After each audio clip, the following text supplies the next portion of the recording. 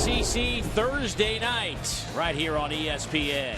LSU ranked third in the country. The Florida Gators making some noise. It has been raining on and off for the past hour, but that will not deter the faithful as they make their way to the box. One of the best venues in all of America for college baseball. Florida and LSU coming up in a matter of moments. The LSU Tigers trying to chase down a Western Division championship. Right now they are 2.5 games out in front of Arkansas. The Hogs ranked 14th in the country.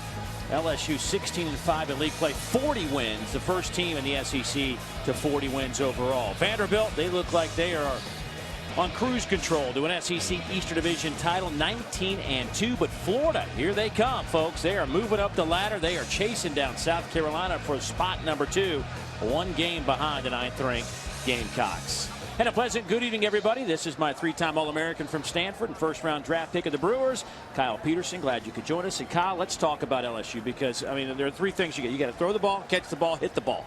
So far, LSU has done all of those well. Specifically, in the middle of their order, they're hitting the ball as well as anybody. They are, and you've said it. I mean, it's a pretty complete team right now. But when you look at LSU, the one thing that really stood out at the beginning of the year, and I think the guys that have continued the entire season, is just what they do right in the middle of this lineup. Alex Bregman is the top freshman in the country. He started at shortstop and hit third for this LSU team from the first game of the entire season. He's carried it all the way through. And Mason Catchy brings some experience, some power.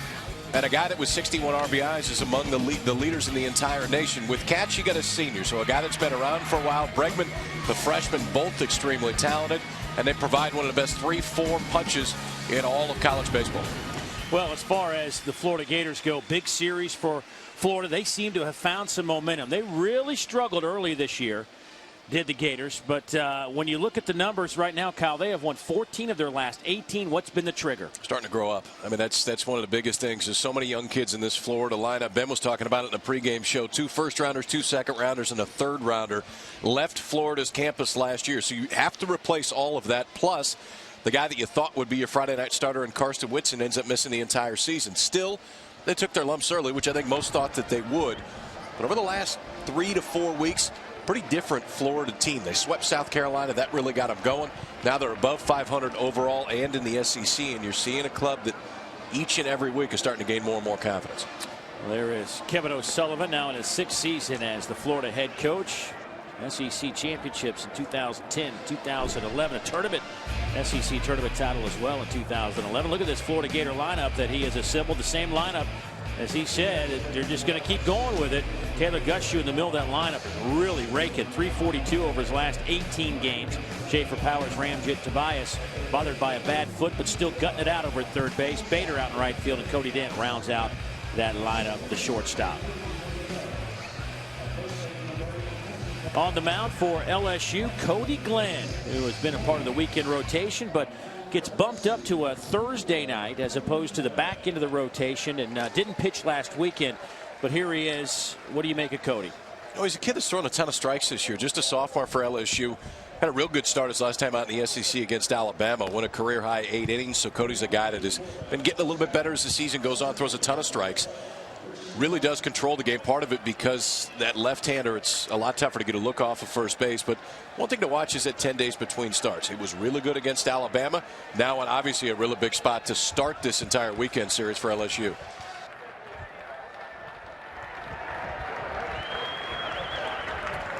So here is Richie Martin, the freshman center fielder out of Brandon, Florida, to step in.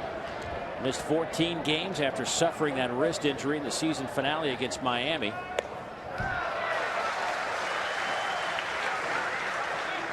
He looks at a first pitch strike.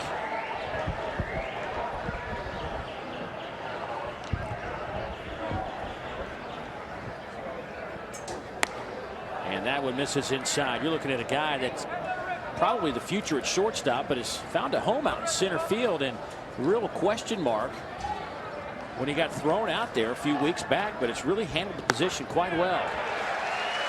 Kid that had never played center field at any level, but just a great athlete, really good foot speed, great instincts, and they play Cody Dent at short right now. Richie Martin's done a great job out in center field, but it looks like down the road he will be moved back to short, which is his normal position.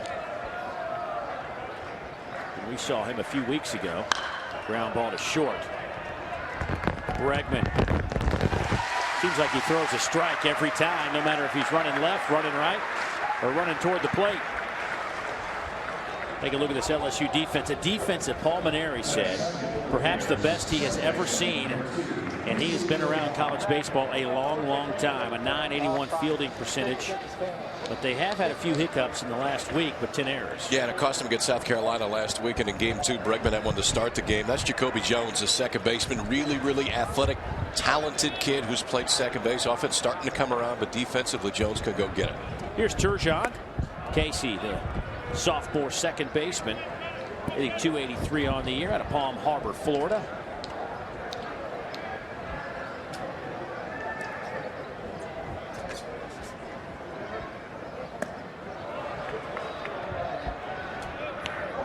This Gator baseball team, just to give you an idea, overall team batting average at .271. That is 9th in the conference. But once you get them in the SEC against outstanding pitching, you see things like this. Solid base hit to right. The Gators are 3rd in the conference in batting average at .278. So they've gotten better once conference play began. I think part of it, too, you got a guy like Gushu who now is really swinging the bat well. Now in his sophomore season, from an age standpoint, Taylor Gushu should be a freshman. Ended up graduating high school early, came in last year and kind of tailed off at the end of the year. Now he's a year into it, knows what to expect out of the season, and Gushu's numbers have continued to get better as the year's gone on, too. And here is Gushu out of Boca Raton, Florida. Sophomore backstop. First pitch swinging. Boy, Gushu's really been on a tear lately.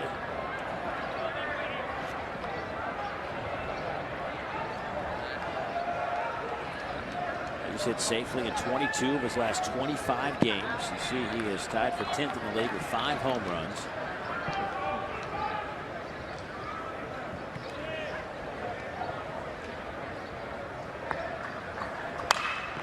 Hammers that one foul, but he's behind 0-2.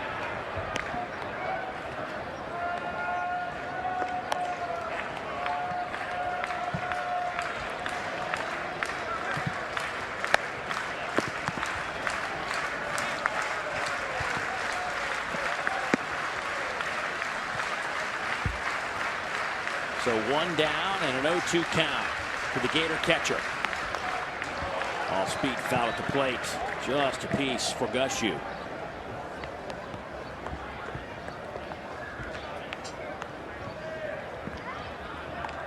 Gushu, a former high school All-American. His first year in the league at .206. 21 runs batted in.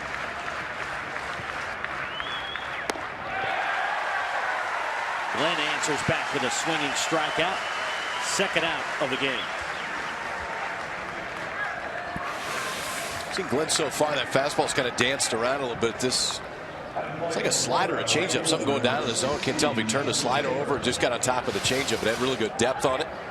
Velocity difference had Gushu out in front. First strikeout of the game for Cody Glenn. And here's Justin Schaefer out of Lake Wales, Florida, the sophomore, another youngster.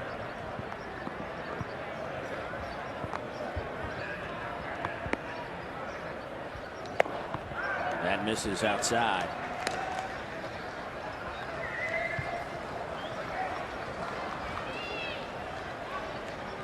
Schaefer's hit safely in 10 of his last 12, dating back to April 9th. He's been hitting .320 over that span with 5 doubles and a triple. Here's a chopper to third. Ibarra throws, and that'll do it. So the Gators get a single from Casey Turgeon, but nothing doing. They will leave a runner, and a half inning is in the books. Well, we are getting into crunch time around the country, and some very important series coming up. Vanderbilt, South Carolina in the SEC. Arkansas and Kentucky, also a big series. And how about the Pac-12? Stanford ranked 25th against Arizona State. That's got to be a big series for your Cardinals. Yeah, the Cardinals going south, and they need some wins right now. So they'll go down to Scottsdale to face Arizona State. They got swept last week at Oregon, but lost 2 one-run games and a 2-run game. So Stanford needs to go down and win a series from Arizona State to get squarely back in the discussion to just make the postseason. Vandy, South Carolina is going to be really good. Really good. We saw South Carolina last weekend, who came in and beat LSU for the first time this year. First time that anybody beat LSU in a series. There's Paul Maneri in his 7th season as the LSU head coach. National championship to his credit with the Tigers. Take a look at his lineup for tonight. It's pretty much the same he's been going with. McMullen, Mark Laird, the speedster out in center field. There's Bregman at 395, leads the SEC in hits and triples, followed by Mason Katz, who was hovering around 400 for most of this year. Ray Frimes, just a routine year for Ray, for 331. Ibarra at 349. Ross behind the plate, 213. Jacoby Jones at 275. And Tyler Moore gets the DH tonight. Now on the mound for Florida, Jonathan Crawford. After a little bit, you could say, sluggish start to this season, he seems to maybe have settled in a little bit. The hard-throwing right-hander is 2-0 in his last 3 starts. The stuff is not an issue for Crawford. I mean, it can absolutely be electric at times. Fastball in the mid-90s has bumped to 96, 97 at times. Control has been the problem for Crawford when he has his challenges. The fastball, it's had a harder time controlling that within the zone. This is last year for Crawford when he was really going. Burst onto the scene. The pace was really good. Breaking ball was nice and tight. And oh, by the way, he threw a no-hitter in the regional. First game against Bethune-Cookman, a no-hitter for Jonathan Crawford. The Gators were off on their way to Omaha. And he was a guy, I remember we went down to Florida last year. We hadn't seen him the year before. He didn't pitch his freshman year. So he says, yeah, we got a kid you might see 95, 96, 97 miles an hour. Crawford stuff is off the charts when it's in the zone. So we will move to the bottom of the 1st inning for an LSU baseball team that's won 6 national championships. Ties Texas for the 2nd most in Division I. Southern Cal tops that list. They have won 12 College World Series championships. So Sean McMullen on a 1-0. Skies one to shallow center. Richie Martin says he has it, and he does. So Richie Martin starting to get a little comfortable out there in center field. Has helped this Florida team to a .974 fielding percentage. Cody Dent doesn't swing a very aggressive bat, but you see him defensively, and he has just been steady Eddie. Whole club was last weekend too. Just one error in the entire series against Tennessee for the Gators. Here's Mark Laird, freshman out of Monroe, Louisiana. Was a 2-sport start coming out of high school. Slaps that one foul down the line. There might have been an opportunity for him to play some football here at LSU, but decided he was going to stick with baseball. And a great decision as he earned the starting nod in center field. And this guy can really fly down the line. Slaps that one to right center. On the run is Schaefer. He makes a running catch. Boy, Laird could have run for days if Schaefer doesn't catch up to that. He showed you a little something different there too. Laird's approach really is to try to take everything to the left side of the field. Left field, left center field. That time they tried to crowd him in. Did a good job of getting the barrel of the bat to it. Just about hit it over the head of Schaefer and right.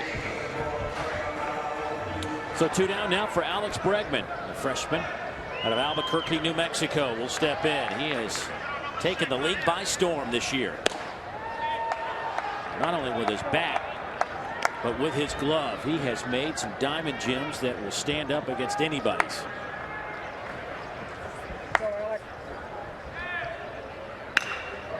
Liner over the head of the second baseman, Casey Turgeon. Turgeon couldn't get up to go get it, and that'll be the first hit of the game for LSU. This kid's hands are special. There's not a lot of freshmen that can do the things that he can with a bat. He ends up squaring just about everything up. Watch what he does, how he pulls them all the way in. It's a fastball that's trying to run in on his hands. Watch him keep it all the way into his body, which gets the barrel to that bat. If your hand's cast out at all right there, that ball ties him up. Instead, got the barrel to it, shot it right over the head of Turgeon.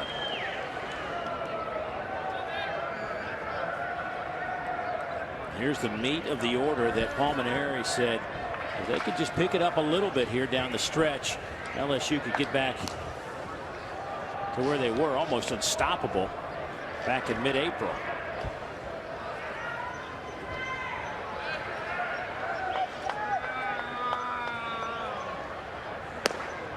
That's in there for a strike.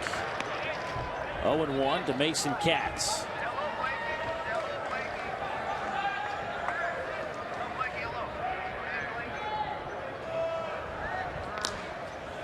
The middle of this lineup, Bregman, Rhymes, Katz.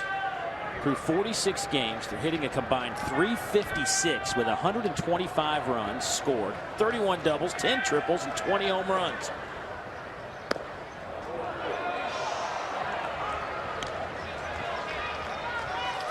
That's what that stuff can do. You can see him just tie up and freeze Katz right there on that slider. Crawford throws it hard. It's good, tight, late break.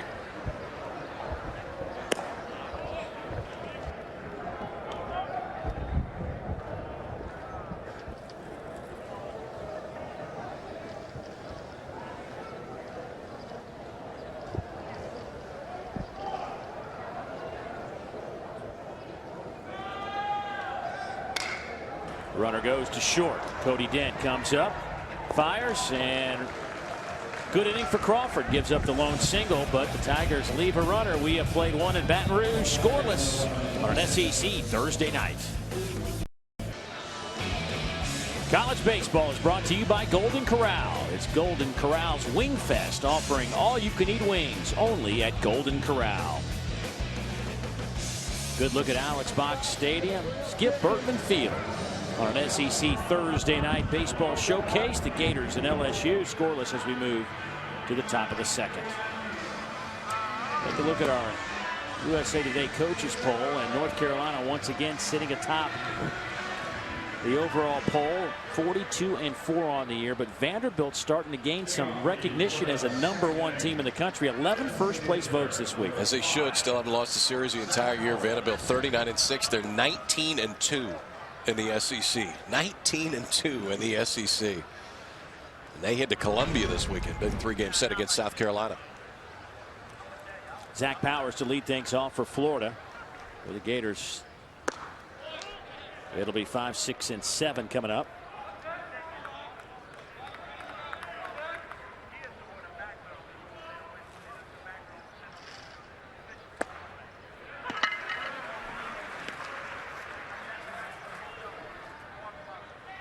Powers, the DH, on a 9-game hit streak. Has a little bit of pop in the bat with 3 home runs. Looks at a breaking ball in there for a strike. It's 1-2.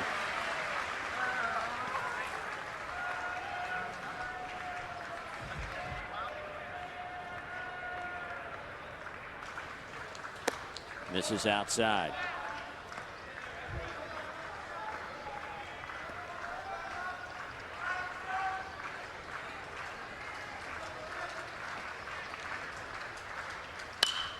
That one slapped foul.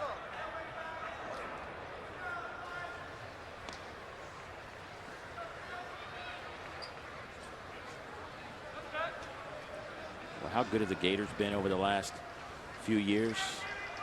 Last 3 years, they've averaged 49 wins per season.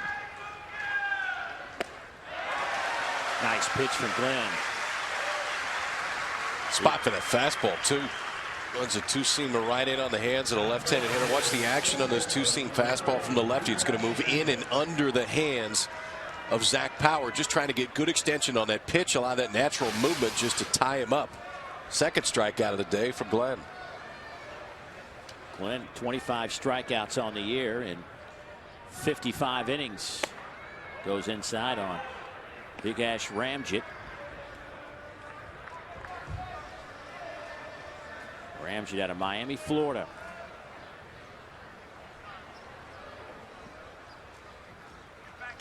Fouls it straight back. Ramjet went to Christopher Columbus High School down in Miami. Happens to be the same high school as Paul Maneri. Yeah. Well, Paul's dad today, too. Deming was here, who longtime coach at Miami-Dade. Here's Bregman at short, across to Diamond. 2 down. Well, we were talking some Vanderbilt baseball early on, and here's just a summary of how their season has gone.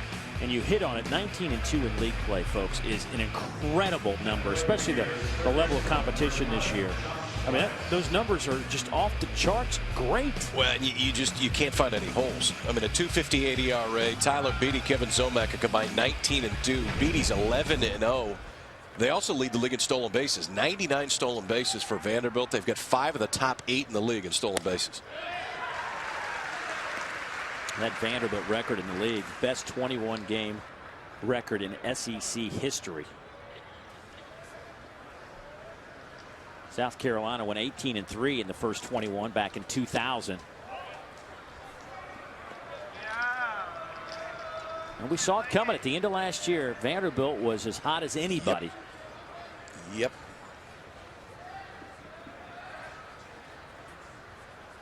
1-1 on Josh Tobias, the third baseman. Lofts it to left center. Long run for Laird and Rhymes, but Laird, man, he can cover some ground. How about that route? About as direct a route as you can possibly take to a ball. The left-handed center fielder can fly and takes a great route to it. First step directly at the ball, runs it down right in front of the track. That's why he's playing out in center too. Great catch by Laird. Still scoreless through 1.5.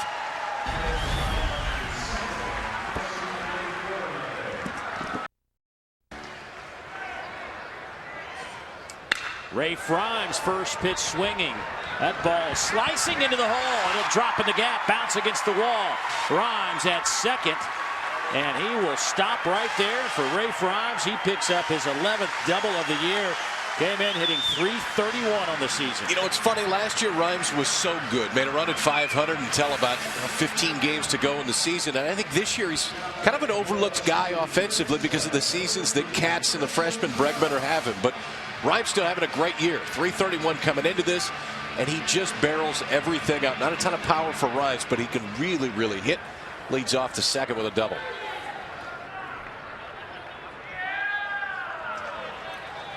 And here comes Christian Ibarra to the plate. The third baseman at .349.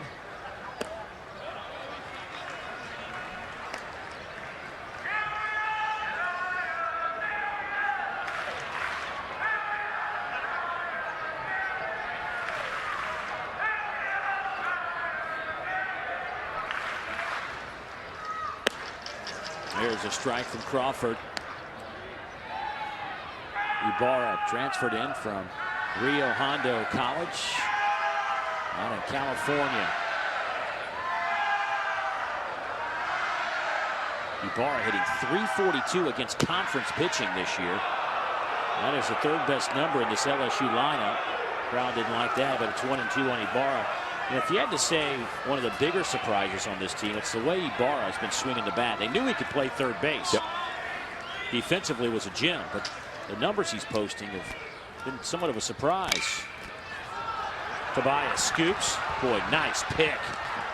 Didn't let it eat him up, and Tobias has been bothered by some foot issues, and you can see him slowly get back to third base. Yeah, that one didn't feel good. He let it go, and he's kind of limped it off after that. Just swallows this ball. I mean, that's all you can really do is just throw your glove at it and hope that you get it right.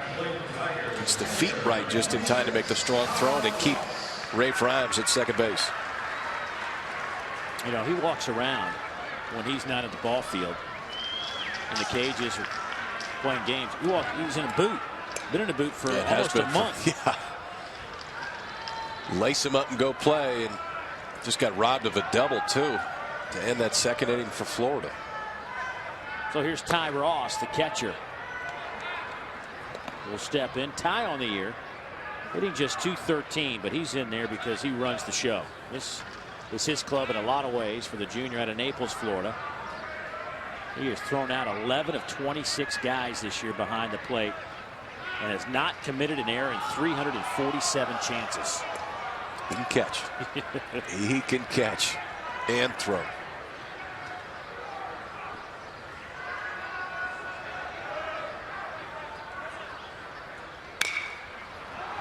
To short. Dent will look Rhymes back. Throw across the diamond, 2 down. Saw Paul Maneri in the dugout just go to the hat right there. And that's 2 straight times you get a right-hander up, and If you're going to hit a ground ball in the infield, hit it to the right side. I mean, you got a leadoff double, and Rhymes is still standing out there now with 2 outs because you go back-to-back ground balls to the left side of the infield. All Rhymes can do is just sit and watch him throw it across the diamond. So here's the second baseman, Jacoby Jones. He'll step up with 2 down. Jacoby stands in that box. Hitting .275. A rather large second baseman by baseball standards at 6'3", 200. But talking to Paul Mainieri, he's one of, if not best athletes on this team. Can do a lot, man. Can fly. Really good hands, decent power, just 3 home runs. But if he puts some more weight on, the power's going to come. Question was, Jones is not about athletic ability. It's just, honestly, about baseball ability at this point. He was expected to have a really big year. Has now started to come on. He thought this slider was up, but looked like it caught the top part of the zone. Not really where you want to throw it for Crawford, but it's a called strike. He's now ahead 0-2. 93-mile-an-hour fastball at the letters. The leadoff double by Ray Frimes goes for 9, and Jonathan Crawford retires 3 straight. Goes with a high fastball, and Jonathan Crawford now with 53 strikeouts on the year. Still scoreless. The jackpot. Yeah, you're going to be bouncing around a little bit there, partner. I mean, if there was ever a league that needed a channel to showcase some events, the SEC is the league. And, you know, you and I both know how good this baseball is. And the fact that the more games you can get on, the better, I think. It's just outstanding baseball every single weekend in this league. But just think about that. If you're a baseball fan in this league, baseball fan in any league, get a chance to watch 75 games solely from the SEC. There are so many college baseball games on across the country now. And you look at what it was 7, 8, 9 years ago. It's awesome to see the way that this sport has grown on TV. Bader, the freshman, will step in. Bader hitting 8th in the lineup, followed by Cody Dent, and then the lineup flips, and Richie Martin will get a few swings. 3-0 on the 8-hole hitter, Bader. 294 on the year. Looks at a strike.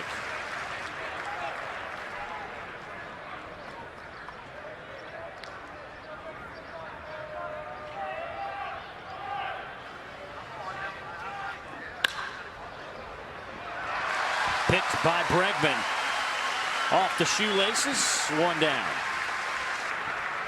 Speaking of college baseball, how about a doubleheader on ESPNU Friday night at 7? It's a matchup of Southeastern Conference rivals when Hunter Renfroe, who leads the league in hitting, and the Bulldogs take on the Crimson Tide. Then at 10, action heads out west. At the 25th ranked Stanford Cardinal face 16th ranked Arizona State. Alabama, Mississippi State at 7, then 25th ranked Stanford and 16th ranked Arizona State at 10. To the right side, Dent will reach.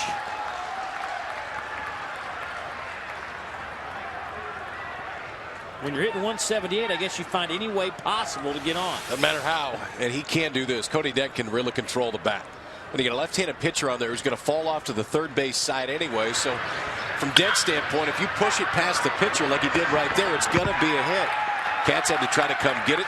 The pitcher falling to that side, no chance he's going to be able to get over there and cover first base. So Cody Dent on there with an infield single, second hit of the game for the Gators. And here's the top of the order, Richie Martin. Martin first time up, grounded to short. Here's another bunt. Safe at first. Martin beats it out. Cats slipped trying to pick up the ball, and that may have been the difference. Kevin O'Sullivan has told us he's going to be a little unconventional with this year's team.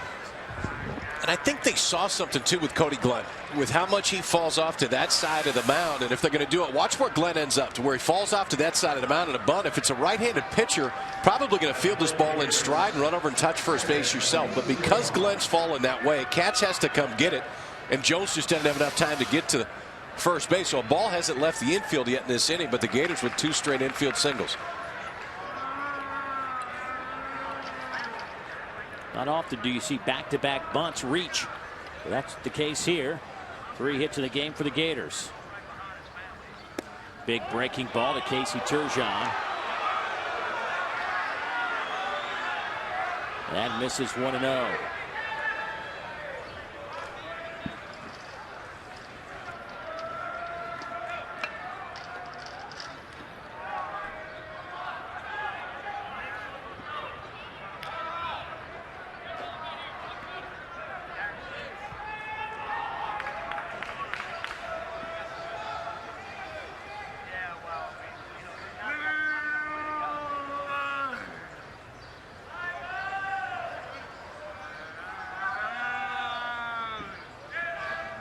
That misses outside.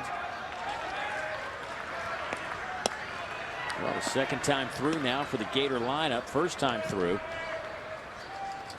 Only a couple of hits. Richie Martin, his second at bat, lays down the bunt a moment ago. So out at second base is Cody Dent. At first, Richie Martin. At the plate, Casey Turgeon. And that misses outside. It's now 3-0.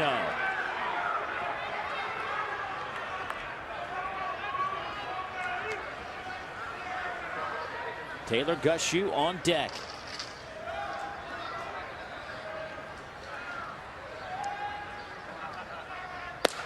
There's a strike, 3-1.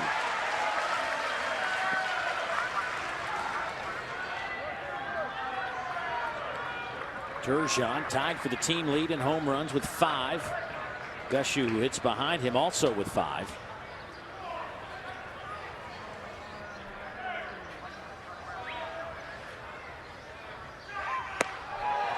Walked him, bases are loaded, 1 down.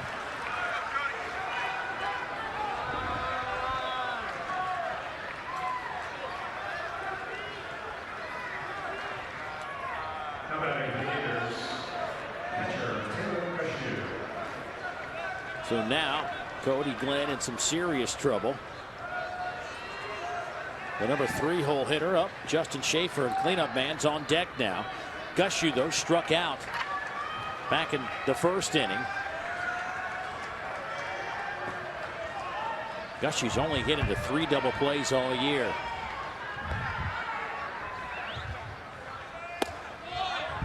Glenn goes inside and misses with that when it's 1-0.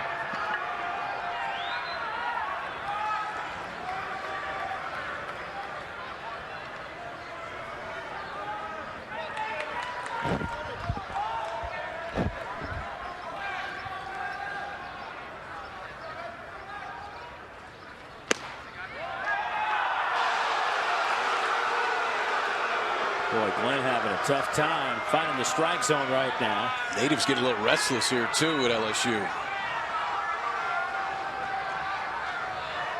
That's where Gushue was in the box too. He's moved all the way up in the box. Most guys will get all the way at the back, and I think he hooked 2 balls foul last time. Might be trying to get that ball before it breaks.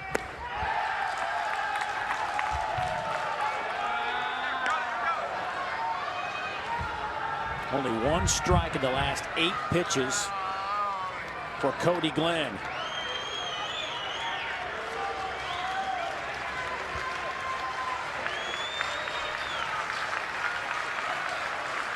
Nowhere to put Gushue. Only 1 man out.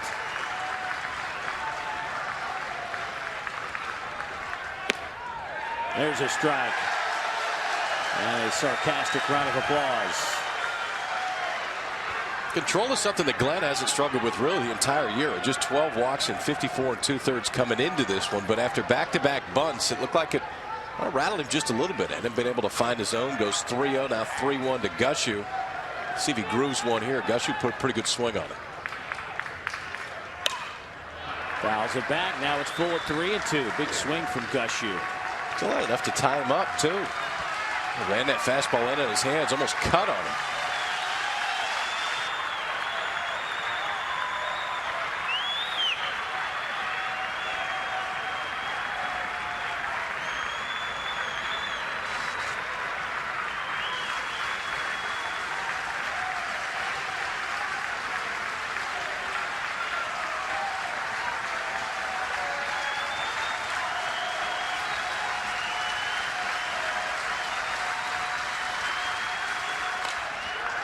Out in front, hammers it foul.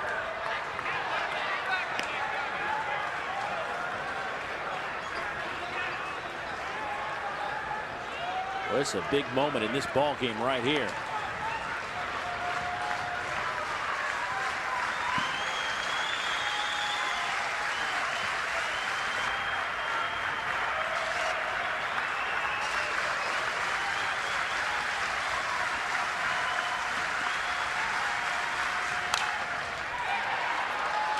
In foul territory. Catch chasing it down, and that'll be one row deep. So we'll do it all over again.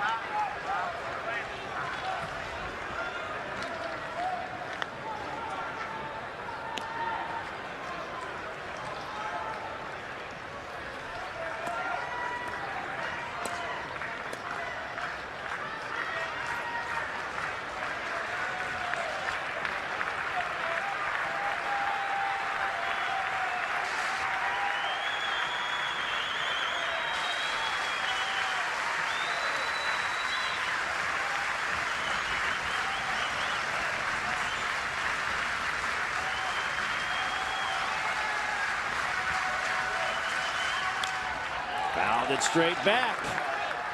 Turned a little changeup over right there. 3-2 change with the bases loaded. That's showing you something from Glenn. Not afraid to throw that pitch when there's absolutely zero room for error.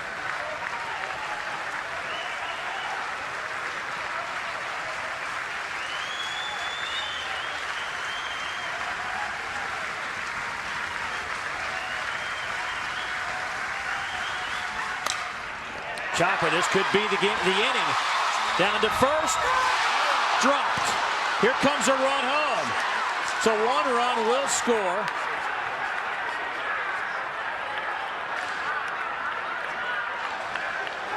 Paul Maneri comes out to say that the runner, Gushu, might have been outside or inside the line, which has been a point of emphasis in college baseball, to keep the runner inside the lines.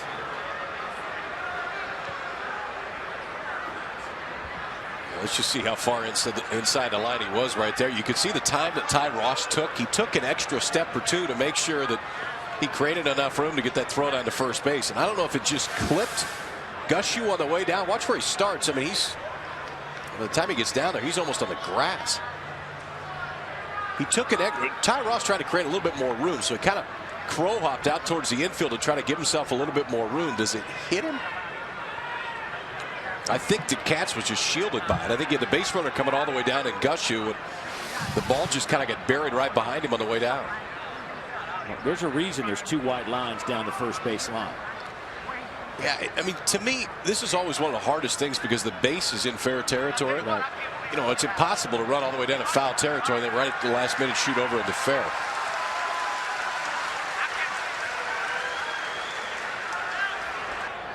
Dent was thrown out on the force, but Martin came in to score as Katz lost the baseball for a moment.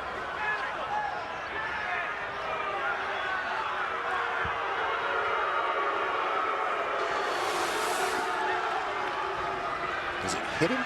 No. I mean, it was just like a screen from Gushu coming down there. He couldn't see the ball. You could see Katz right at the last minute trying to shoot that glove up there, and it just flipped out. Good heads-up base running, too, by Martin. He came all the way around to score.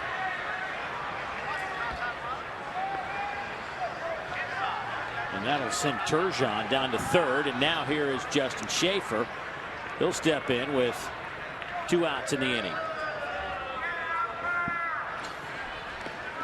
Good break for Florida. Unfortunate for LSU. Tigers could have been out of this inning. Instead, a chance for some more runs for the Gators. Sun beginning to peek out a little bit.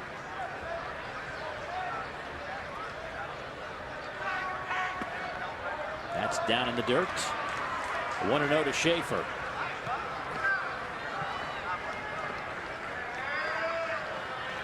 Schaefer's been pretty solid this year with 2 outs, 303 average. Hitting .315 overall in the year. That misses outside. It's 2-0.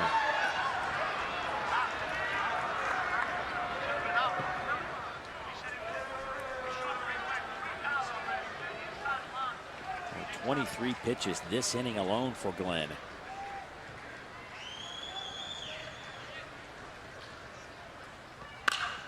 Fly ball center field. Laird, a couple of steps back. He'll make the catch, and that'll do it for Florida. But they do scratch a run across. It's 1-0 Florida.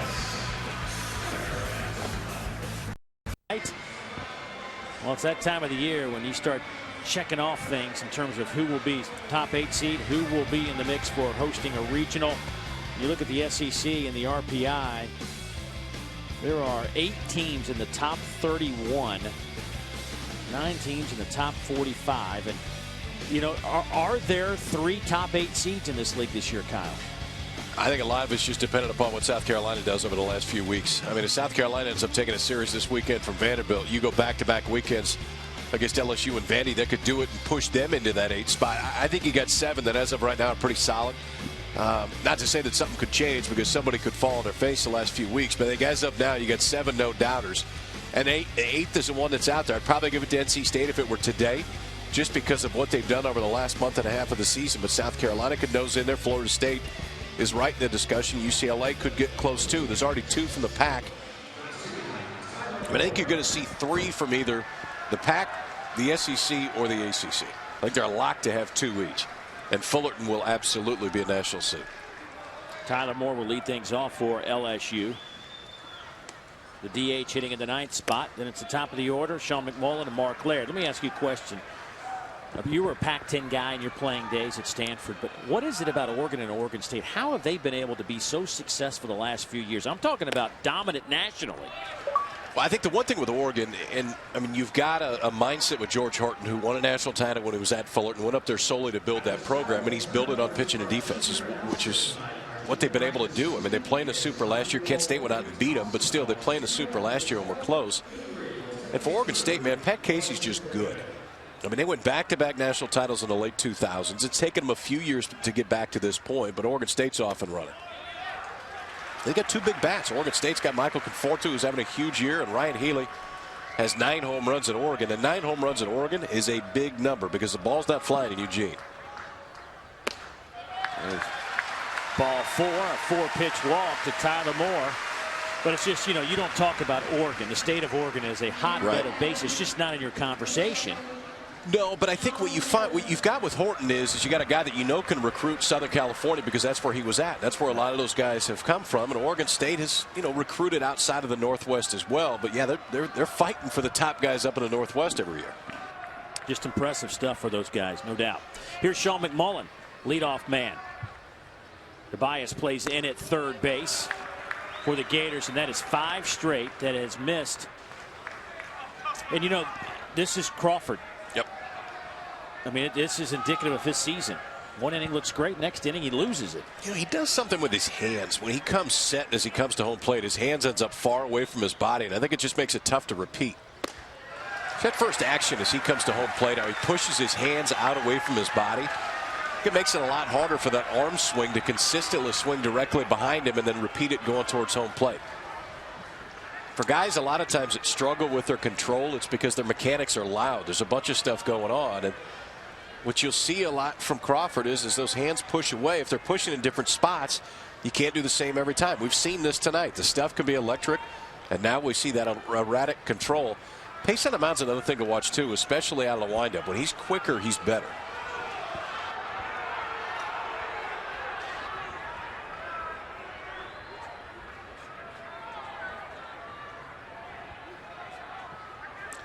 Crawford, a guy last Thursday, a week ago, at BP, just kind of milling around the cage, rolled his ankle. We didn't know what we would get today, but he was I wouldn't say last minute pick to start this one, but we weren't sure if he would get the ball or not. And he misses again. 7 straight.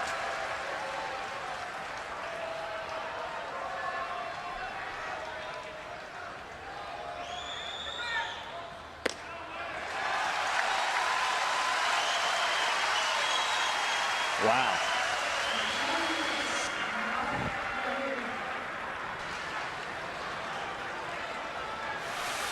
See, watch his hands right here. Watch his first movement. His hands go all the way out. There's kind of a swing. I mean, there's just a lot going on before that arm swing starts. And one of the biggest keys to pitching is the ability, and it's the same thing for hitting, the ability to repeat and do the same thing over and over again. And his hands move so much before that arm swing starts. I just think it's really tough to consistently get in the exact same spot as you're heading to home plate. Well, there's some stirring going on down in that Gator dugout. Laird squares up. He looks at a strike. 0-1 on the center fielder, who it's number 2 in this lineup. You look at the Tiger lineup first time through, but he did hit one hard to right center, chase down in the gap his first time up. He will pop the bunt up. It's 0-2. This is something Paul Mainieri was talking to us about before the game. He's trying to get Laird to be a better bunter. Wants him to, in this situation, obviously it dictates it, but he wants him to bunt more to try to get on base as well. He says it's a slow process with him. Hey, I think they've got it down to where his approach from a swing standpoint is right, to where he's trying to take the ball the other way. But that time the ball just got in on him. Didn't get the bat all the way out in front.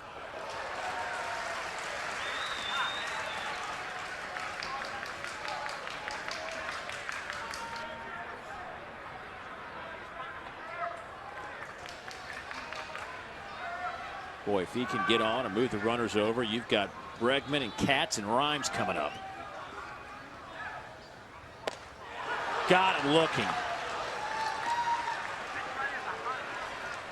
Slider right there from Crawford, and when he gets over the top of it, it is really good. 80 miles an hour. Watch the action, though, straight down. So he can throw that backdoor slider, started away from the left-handed hitter, and they give up on it because they think it's off the plate, but it stays right there. Gushu frames it up, and in a spot that Crawford really needed a strikeout. Kind of got a gift. Got ahead 0-2 because of a first pitch strike and then a bunt fouled off, and finished off Laird with the breaking ball. Here's Bregman. We could almost see Laird in that batter's box from that called third strike. It was like, I really don't want to turn around. Can I go that way this time? Right. Can I go hang out over here? Somebody bring me my glove. Bregman singled his first time up. That's a little bit low. 1-0.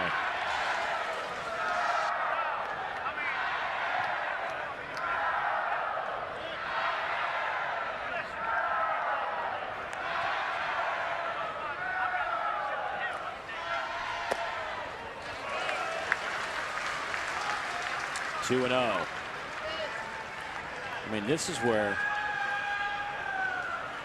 LSU can get healthy right here. These guys coming up.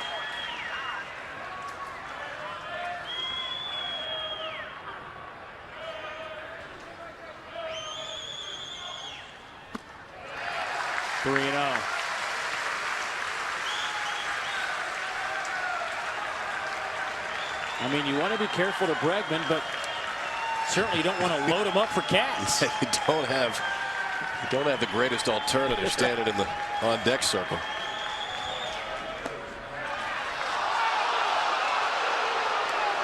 Well, Bregman's not making any friends with our home plate umpire John Breimer.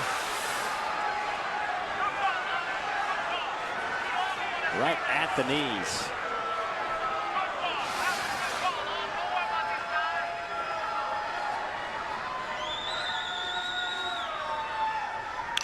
Fouled straight back. It's 3-2.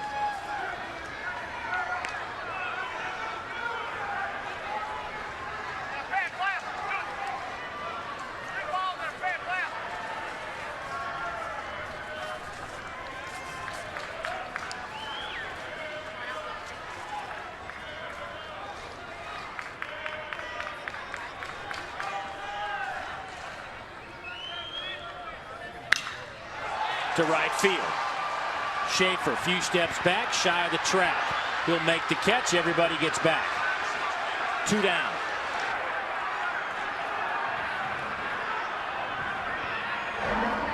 Two outs, and Crawford trying to pitch his way out of this. Walked the first 2 guys of the inning, and now there are 2 down. Katz popped him up right side. Is there room for Ramjet? He's over there by the bullpen. Runs right into the wall. I hope he's all right. Goodness gracious.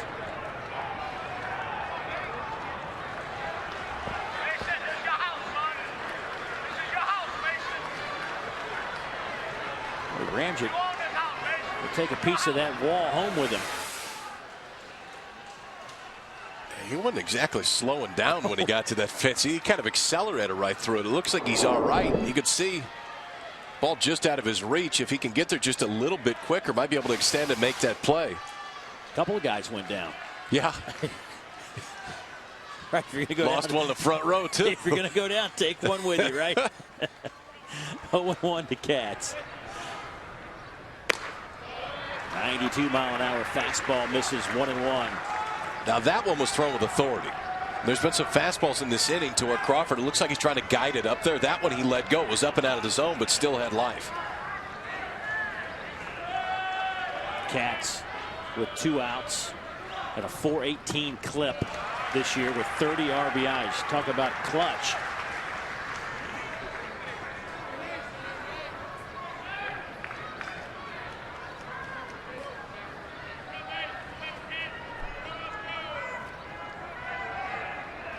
Mason Katz, 4th in the league in hits. Gets another one here to left. Moore comes around the corner. He will tie it up at 1. RBI number 62 for Mr. Katz. It's like Katz got to break the ball, and he recognized it right out of the hand of Crawford. It was not out in front of this at all. Was just waiting for it to break down and in the zone.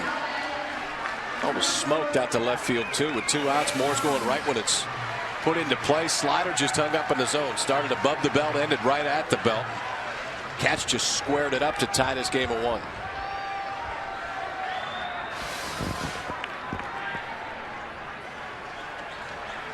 Mason Katz is a hit machine.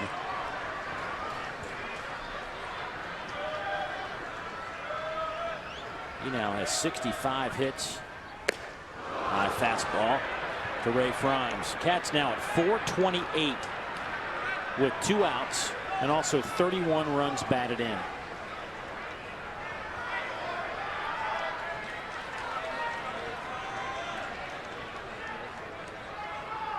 Ray Frimes doubled his first time up, but was left out on the base pass when the inning was over.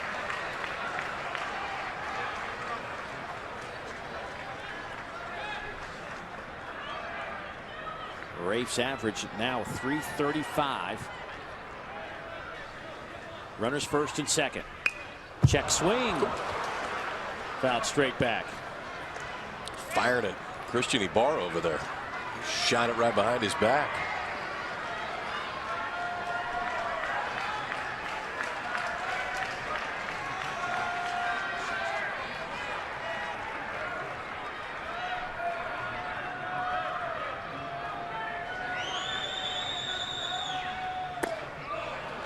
Lays off the slider off the plate. 2-2. Wow. I mean, that's your scouting report you talked about at the top of the show. That's the toughest thing with him is the stuff can excite you because it really can be good, but at times the control just disappears. And it's not just the ability to throw strikes, which obviously he's had difficulty with this inning, but also just location of the fastball. Got him looking. Rhymes didn't like it. Inning over. Then he can do that. I mean, freezes you at the plate. To LSU tied at 1. We go to the top of the fourth at Alex Box Stadium. Skip Berkman Field. You look at the West Division. LSU at 16-5. Arkansas hanging in there at 13-7. Just 3 weekends of conference baseball left to be played. LSU trying to chase down a Western Division championship. Joining us down in that LSU dugout is their head coach, Paul Mainieri. Coach, thanks for joining us. First question is, and I want to go back because Cal and I are still trying to figure this out. And I'd like to know what the umpires were telling you about the play with Florida runner running toward first base, and the ball was dropped with Mason Katz. What was the explanation you got? Well, I can't really give you that explanation because they didn't really have an explanation, quite honestly. I think the home plate umpire thought the first base umpire was going to make the call, and the first base umpire thought the home plate umpire. What did the replay show? Was he inside the baseline? Yeah, he was inside, and I just wonder if there was some kind of explanation that we missed or didn't get. No, I think it should have been interference. Okay, all right. Well, we'll move on to that, but give us a quick rundown about answering the bell. Your club came back, gave up that run, came back, and picked up a run here. Well, that was obviously a huge hit by Katz. Unfortunately, we couldn't get the bunt down, advance the runners. certainly Bregman's ball would have been a sacrifice fly, but Katz came through with a big 2-out hit for us. All right, Coach, listen, we'll let you go. Thanks for visiting with us. Paul. Okay, good guys. luck rest of the way. There is the man of the hour. Yet another 2-out RBI to his credit. Zach Powers will step in.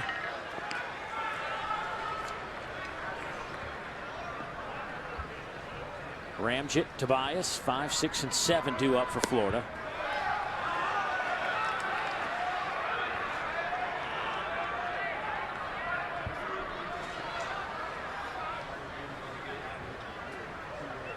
Off the end of the bat, 2-1. Now, Cody Glenn got in some trouble his last half inning through 20 some odd pitches in that last inning, but got out of it with any real jam. Do you call that a success for Glenn? Yeah, absolutely. I think so. I mean, given what the situation was, you get out of it and only give up 1 run. Chopper foul. Especially with that offense. I mean, you know, you allow Florida to get out in front, get 2-3 runs, and Crawford goes out there with a little bit more momentum rolling back out there. There are times too, I mean, it would go through your mind sometimes sitting in the dugout. You think mentally you're going to push 2 or 3 across. You look up and go, wow, we just scored 1. That's it. Thought we might have a little bit more. Then he goes out and throws the first 8 of the inning. Walks the first 2. Yeah. That's pretty nasty. That's the second time he's got a gator on that pitch on the inside off the hand. You know, I don't know if he's trying to start it on the inside corner like this, but against a left-hander, it freezes him. Watch Powers' reaction right here. He doesn't think this ball's going to come all the way back in. And I think they were trying to throw it on the outside part of the plate, which you normally would with that left-handed slider. But the reaction for Powers, you're just not used to seeing the pitch in that location. Usually when a slider starts at that point, it's going to back up and come in. That one had just enough to catch the inside corner. So here's Ramjet. First pitch, laces it to left. Ray Frimes on the run, makes the catch just a step shy of the track. Big East softball takes center stage Saturday when the 2 teams tied at the top of the conference. 9th-ranked Louisville and the Notre Dame Fighting Irish square off in an afternoon doubleheader. It's Louisville, Notre Dame Saturday at 4 and 6:30 on ESPNU. Also live on Watch ESPN. A couple of schools making their way to the ACC in due time. Yeah.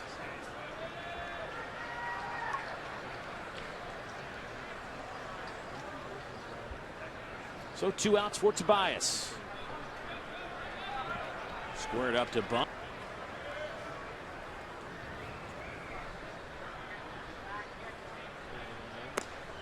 And misses upstairs, 2-0. Tobias, an example of what Florida was fighting early on. Tobias actually playing through some pain, but boy, there were a ton of injuries early for Florida with a young team. Lineup never really set, never settled. Kevin O'Sullivan has found a group to kind of go with here the last 3.5, 4 weeks of the season. He says regardless if we're seeing a right-hander or a left-hander, we're going to go with this bunch of guys because they're winning. They're 14-4 in their last 18 games after an 11-16 start. That's foul, 2-2 now.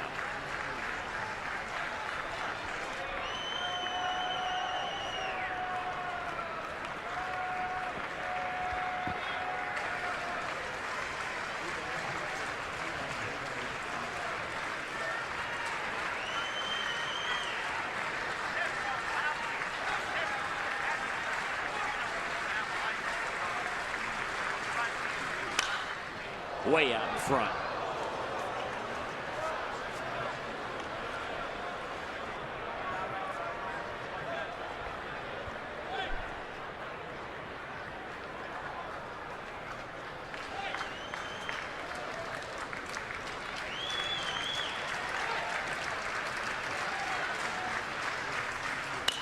Again out in front. Getting closer to fair play though.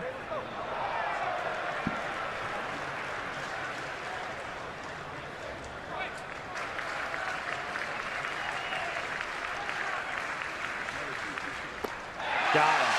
Good inning for Cody Glenn. Couple of strikeouts. 2 in the inning for Cody Glenn. Zach Powers to start it and just fools Josh Tobias right here. Looking fastball, got the breaking ball all the way out in front. When we come back, 5 of those 6 national championships belong to the man we will visit with. The legend Skip Bertman will join us. Tied at 1. We move to the bottom of the 4th inning. Florida, LSU, SEC Thursday night baseball on ESPN. Glad you could join us from Alex Box Stadium and Skip Bertman Field. Dave Neal alongside Kyle Peterson, and our guest, a very special man who's meant a lot to not only the league, college baseball, but to me and Kyle and just about everybody else. Skip Bertman, thanks for joining us, Coach. Thanks. My pleasure. It's great to have you here, and I know you're a humble man, but let's go back to a couple of weeks ago when they named the field after you. Had to be a great day for you. I really enjoyed that for 2 reasons. One is it's hard to do that at a major university that's a public institution where it's got to go through 6 or 7 committees and get a lot of teachers, that aren't interested. It happened a long time ago. And I was very happy. And, there are other people who have their own agenda and other things or statues or things. So I was very proud, but mostly for the boys, because now they can always say I played in that era. So I was happy for the boys. Very, very well deserved. I've been wanting to ask you this for a while because we've seen so much growth in the game, and I think you and Ron Frazier and back to the Rod Dato days were the guys that really drove that. Did you like it better before all that happened, or do you like the game better now? That's a good question. We never had any TV, and we played in the mud, and we were lucky to have reasonable umpires. Obviously, it's better now. And I think what really separates it now from all times past is ADs finally have picked up on the fact that if you put a nice ballpark up and you've got good kids like most baseball players, and you let them play, they'll sign autographs even after a loss, and you'll love the way they dive in and play the game, and you can make some money.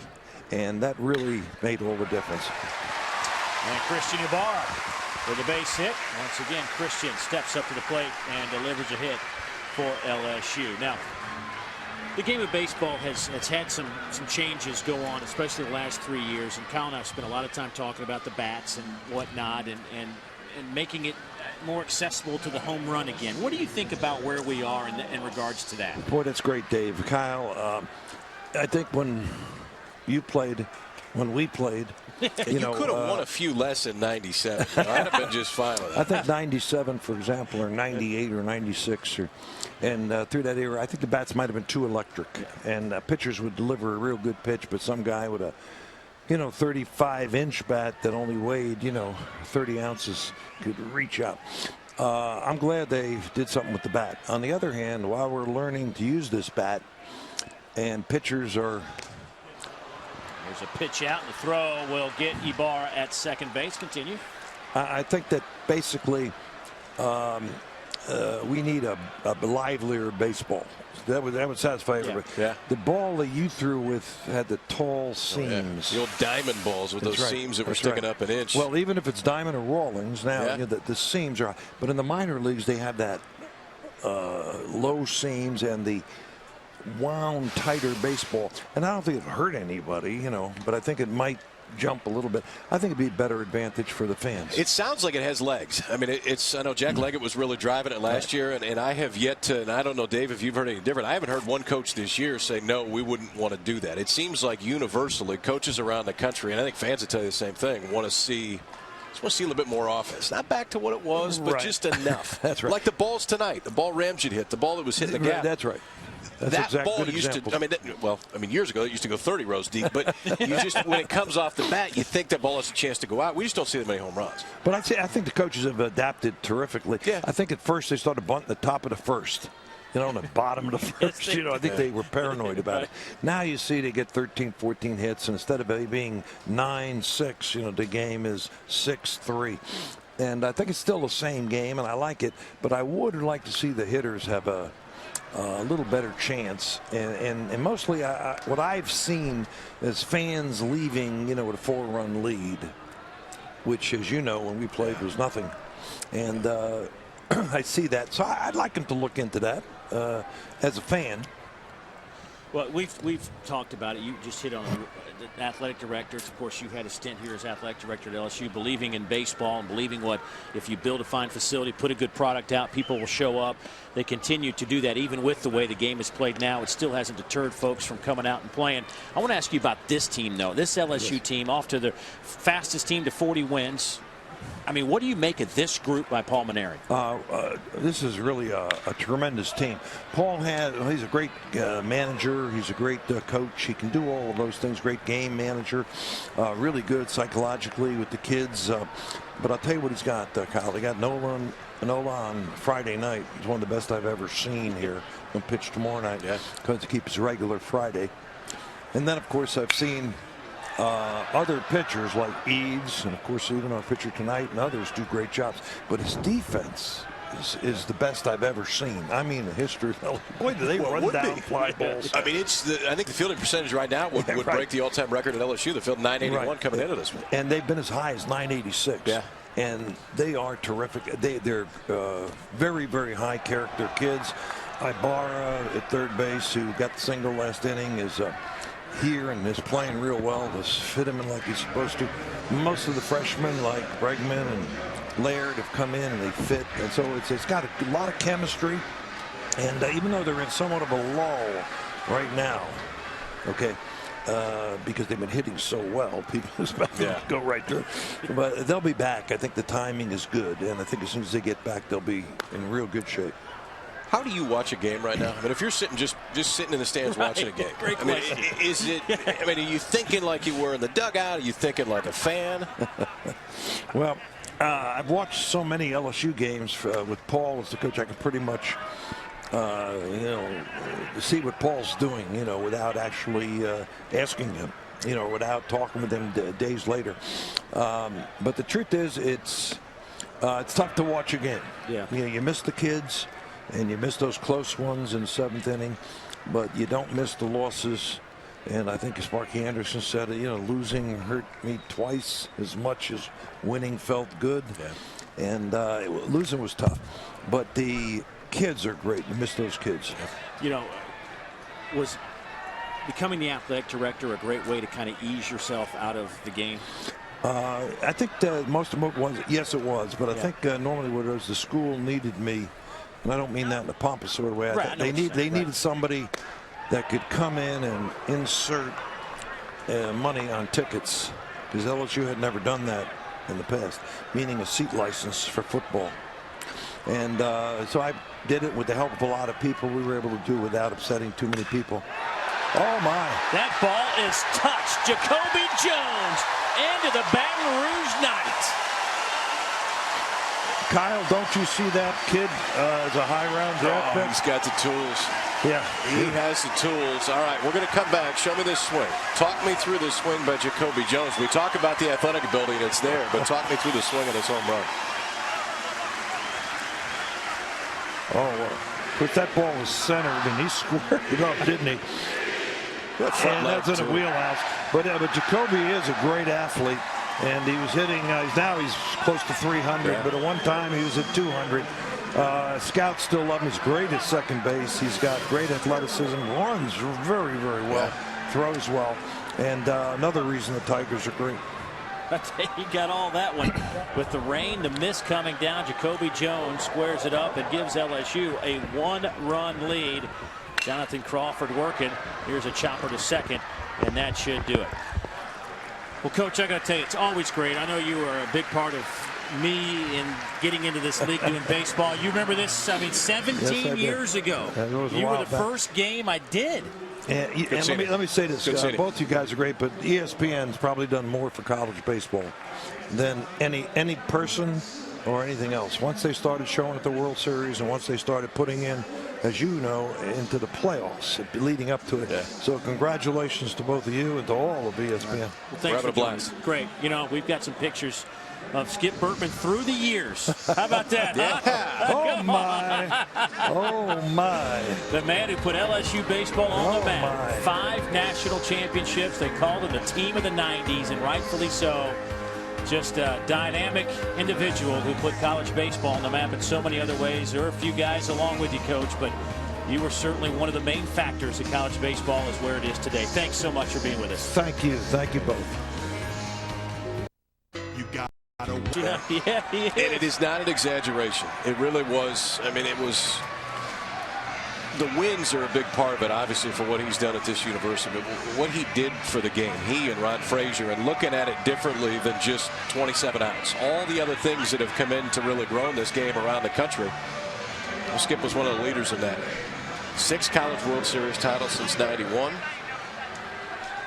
5 of them were his. Paul Maneri picked one up in 2009.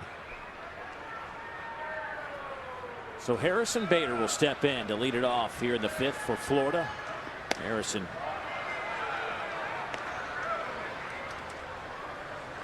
hitting in the 8th spot. Lined out his first time up back in the 3rd inning. Cody Dent. And then the top of the order, Richie Martin. There's a strike from Cody Glenn. 5 hits for LSU, 3 for the Gators. Dave Neal and Kyle Peterson from Alex Box Stadium. Skip Bertman Field. Just sounds right. Surprised it took this long. They should. Well, as he said, it's got to go through committee to this committee. He said he's surprised it even happened at all. Beauty of bureaucracy right there. That should have been the day he walked out the door. How about averaging almost 11,000 a game? Top 5 belong in the SEC.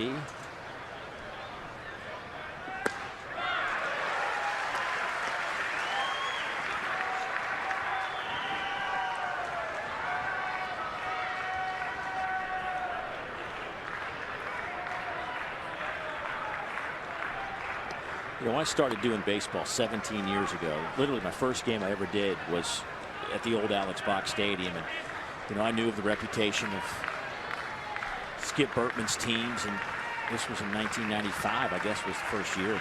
They'd already won a couple of national championships, and down goes Bader with that strikeout. But I come into Alex Box the day before the game and getting ready to meet the coach. Finish that story after this.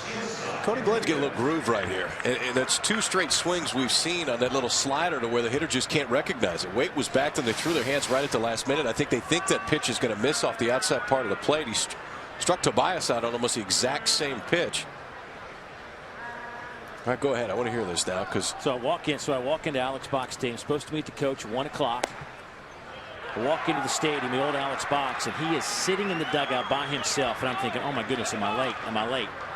I look down to him about 5 minutes early, but he's sitting there and he's got a legal pad, yellow sheets, legal pad. He's got like 6 pages. He says, we introduce ourselves. And he goes, here you go. And he hands me 6 pages, and it is a complete scouting report of his team, a breakdown of every single player on his team. He had handwritten out for me, so I'd be prepared for the game. And you know, later on, I learned what he was doing is he's making sure that I promote the game properly. Absolutely. And it was just, I've always remembered that and admired that beyond belief. Well, I think the other thing that he did, and we're seeing it more across the country right now, and I wish we would have a chance to ask him about Ray Tanner, who's made the same move from coach to AD, but I mean, he embraced the fans as much as you possibly could in this game and realized how important they were and realized the post-game shows and the autographs and everything else and how big of a part really it plays into growing this game. The third scooped up by Ibarra, and that'll be 2 down.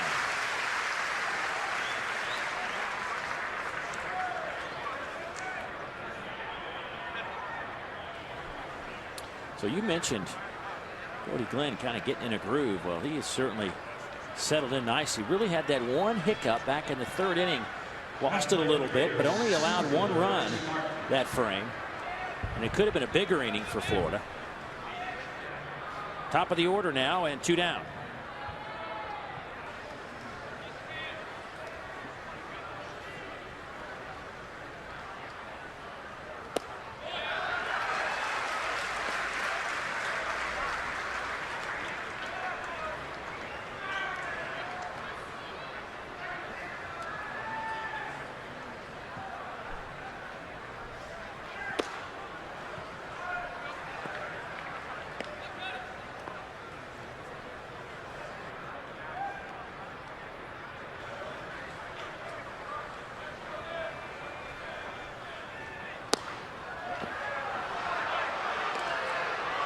2-1 to Martin. Pulled the bat back in time.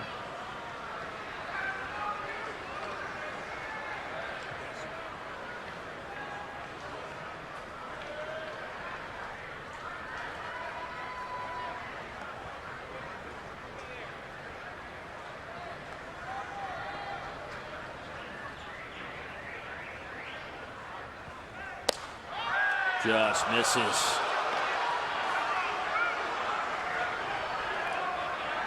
One thing I've learned about Cody Glenn tonight, he's not afraid to go inside, whether it's a right-hander or a left-hander. He's pitching on the hands tonight.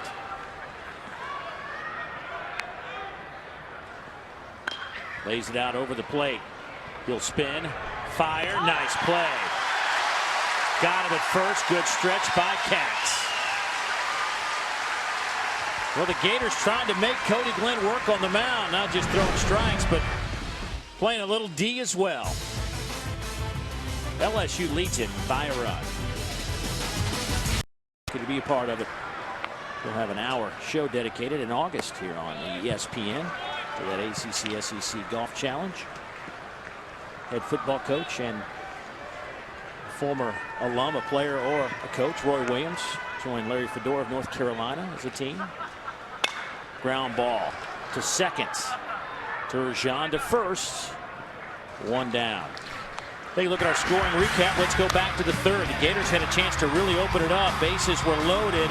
One down, and they do scratch a run across, but the force at the plate was in time, but the out at first didn't work. But then Jacoby Jones decides he wants to give LSU a one-run lead with a shot.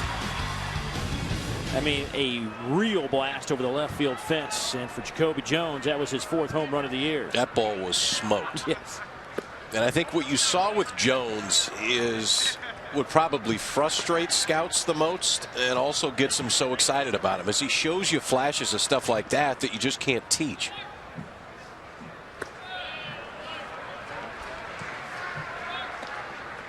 Mark Laird, the freshman out of Monroe, Louisiana, 0 for 2, struck out his last time up with runners at first and second. Fouls that one out of play down the third baseline.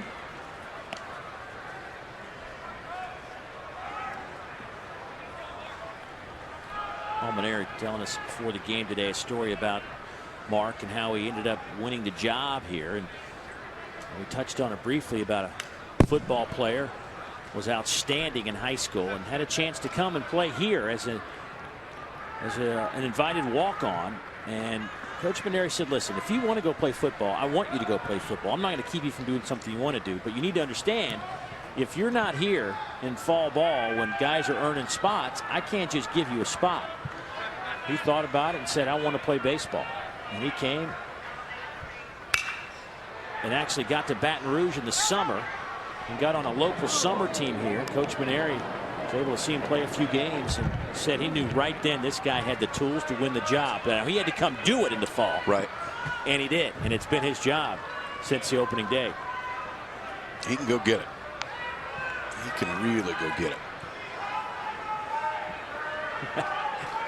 He can really go get it. Yeah, is what you're saying. It makes it look way too easy, too.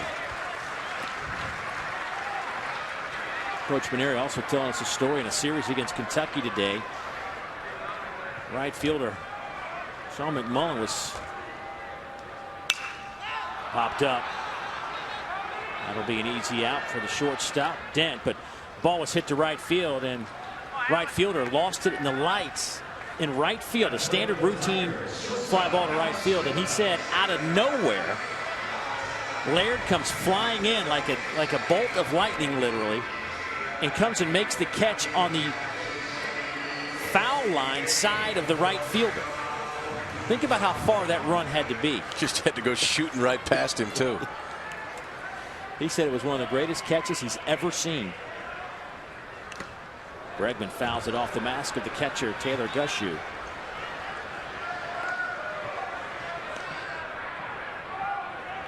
Crawford got 2 outs. He's kind of settled a little bit. Had a real bad strikeout to ball ratio back in the third inning. Just couldn't settle in. But since then, he gave it the home run, served one up to Jacoby Jones, but he could have gone south in a hurry back in the third. Kept it to 1 run in the third, and then the swing by Jones, the difference at this point. But yeah, I mean, it looked like he was starting to unravel, and he was throwing the ball well. Got Bregman to sky it down the line and right. Can anybody catch up to it? Nice diving effort by Schaefer as he slides into that bullpen.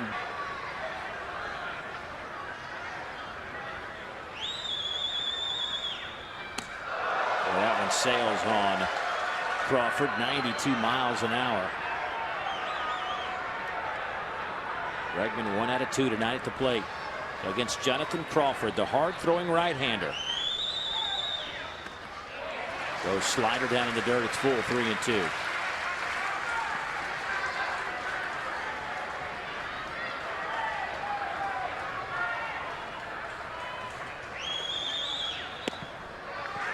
Just misses inside, a 2-out walk. Well, Bregman's certainly one of the guys you could say is making a case for freshman of the year, but there are some other guys out there. How about Thomas Eshelman? Walked his first guy of the year just a few weeks ago. First of the year. Sky bowled out right now with an injury, but hitting close to 400 for North Carolina. If he was healthy the entire season, I think it'd be between he and Bregman for National Freshman of the Year. Joe McCarthy at UVA. Cavs having another great year. They should be a national seed. Brian O'Connor's club getting it done again.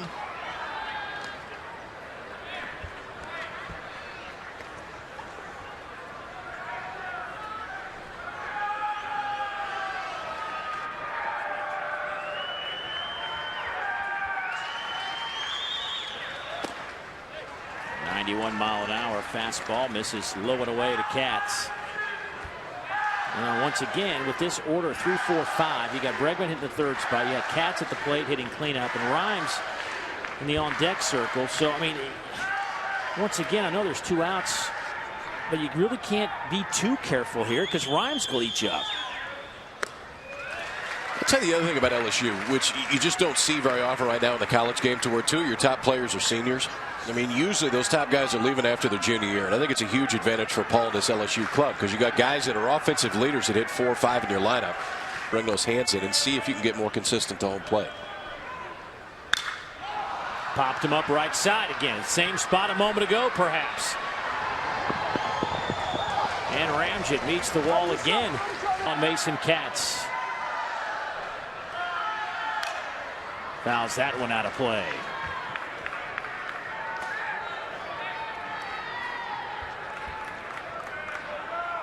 We are on the banks of the Mississippi River here in Baton Rouge on a drizzly evening. SEC Thursday night baseball. Dave Neal, Kyle Peterson, glad you could join us from the box. LSU ranked 3rd in the country. That's down in the dirt. It's 3-2. Florida has been unranked now for a while, but they are sneaking into a few polls out there. We work with the USA Today coaches poll, and Florida receiving some votes. And Florida having a chance to get back. At least they're in the discussion. There's 3 weekends left of SEC play, and they're in the discussion of a possible regional host. But they got to play well down the stretch. But let's face it, a month ago they weren't even in the discussion. No. They've gotten better as the year's gone on. Ground ball. Dent has been steady all year. Playing some great defense. Got to go do what you do, and we'll see in a couple hours. A little different gig this year. We've seen his offensive. Turgeon. To be followed by Gushu and Schaefer as he fouls that one out.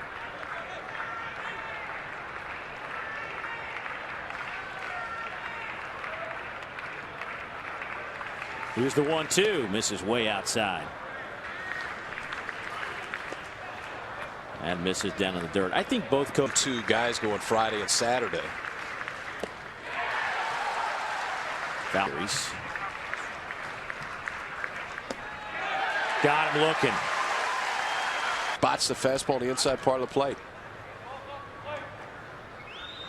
6 Ks, season high, and ties his career high.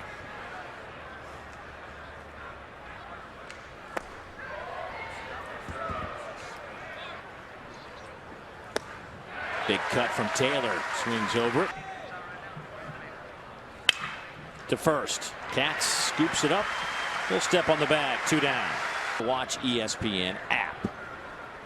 First pitch swinging. Justin Schaefer to the right side. Katz in foul territory. Will make the catch. 1-2-3. LSU leading Florida 2-1. These two clubs have been at the top of the heap the last few years. Not just in this league, but nationally as well. You look at the national championships in 09. Paul Maneri picked up his first piece of hardware as the LSU Tiger head coach. Lewis Coleman was dealing for the Tigers as they knock off Texas 11-4 in that championship game for the 6th title in LSU baseball history. Don't forget, every single regional will be televised on one of the ESPN platforms. Selection show May 27th. You can catch that on ESPNU. That's on Monday. MLB draft June 6th. Super regionals the 7th through the 10th. College World Series June 15th through the 26th. That is a lot of college baseball coming your way. And I know Kyle and I are fired up. That's going to be a blast. It's going to be spots all around the country. Down in the dirt. We'll go rest because you will have done 30 games in 4 days or whatever it is. Collegiate television, sports television, you will see the suits to go in the next few years. But talking about keeping with the same 64. Line to first. Ramjet. Told you he'd make a good catch, didn't I? Good fastball. That went right behind him. When it clicks, man, it's good. This ball's hit. That will get to the wall. Ibarra. He's coming around second. He'll hold up there. But a gapper for Christian Ibarra.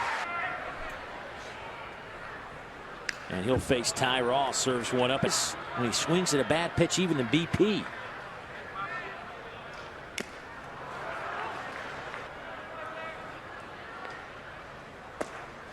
Well, you watch Harrison.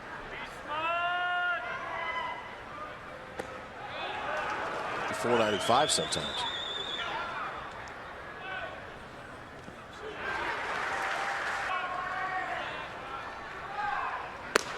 High fastball.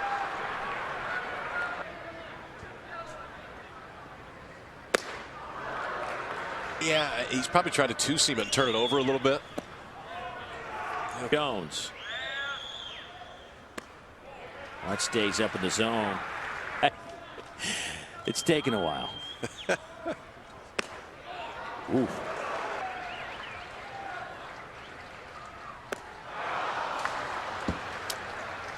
Well, he gets him. Well, there have been so many great players come through this LSU program. It's hard to pick out who your favorite is, but this guy was one of my favorites. Mikey Matuk won a national championship in 09. He tells us what's been going on. Hey guys, it's Mikey Matuk. Just wanted to give you all an update, let you know how my baseball career is going so far. I'm in my second full season of minor league baseball, playing for the AA Montgomery Biscuits. The experience has been awesome. I've played with and against some great players.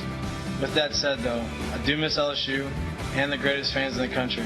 You guys make everything worth it. I want to wish good luck to my boys playing out there tonight, and go Tigers.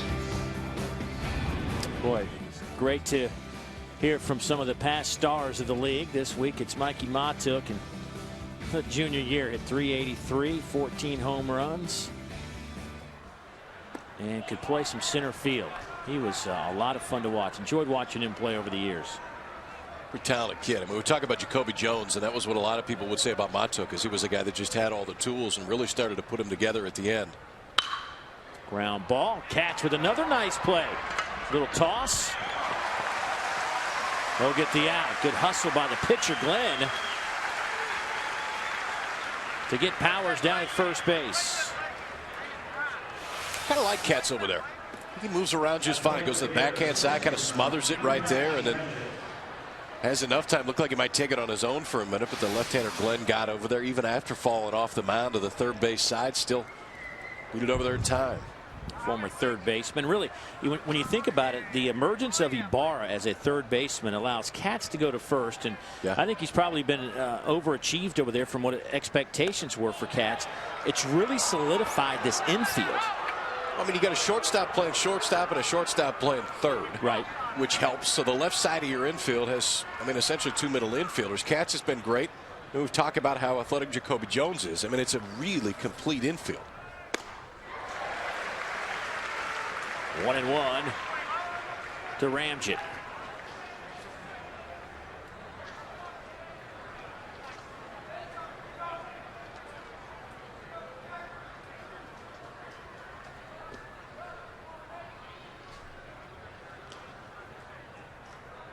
There's another piece of the pie for LSU. The guy behind the plate defensively, Ty Ross.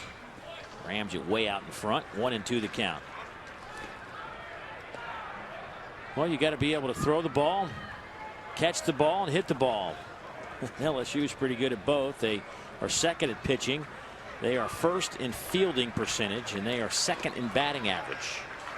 Look at Vanderbilt on both of those, too. You got Vandy, Mississippi State, and LSU on both lists. Here's a ground ball to Jones. That is 13 in a row retired by Glenn. And he's made a couple of nice plays today, but obviously Skip Bertman said it when we were talking to him a few innings ago about when we asked him about this team, and he said defensively this is one of the best he has ever seen. And think about how many teams he's been around. Oh, yeah. I mean, they've been fielding above 980 the entire year. And the other thing it does, too, is it changes your approach on the mound because you feel like you don't have to do too much. I think that's one of the reasons why Glenn has been so good. We talk about his strikeouts, and I know he has some tonight, but coming into this, he was striking out about 4 per 9 innings. And when you know they're going to pick it up and throw it behind you, you don't mind just trying to sink it down in the zone, let it beat it in the ground. Here's Tobias, 0 for 2. He has a couple of home runs this season. Would love one right here to tie it up. Lays off the high fastball. 94 pitches by Glenn, but doesn't seem to be laboring at all.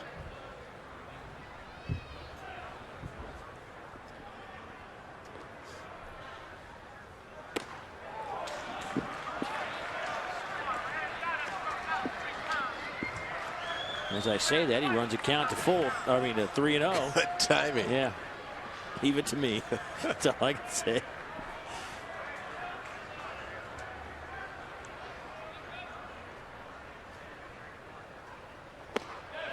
There's a strike, 3-1. Young man that's pitching tomorrow, Mr. Nola for LSU. 3 complete games in a row, and he's never thrown more than 109 pitches. Yeah. 105 to 109 in all 3 of those. That ball is delivered into left. That's a base hit off the end of the bat. And that'll be the 4th hit of the game for the Florida Gators, and they have the tying run on at first, albeit with 2 outs. College baseball doubleheader is on ESPNU Friday night at 7. It's a matchup of SEC rivals when Hunter Renfroe and the Bulldogs host the Crimson Tide. Then at 10, action heads out west.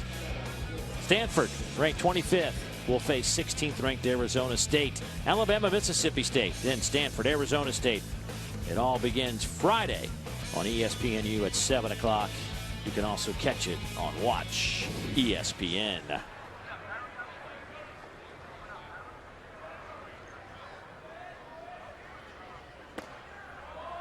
Longest stint of the year for Glenn has been 7 2/3.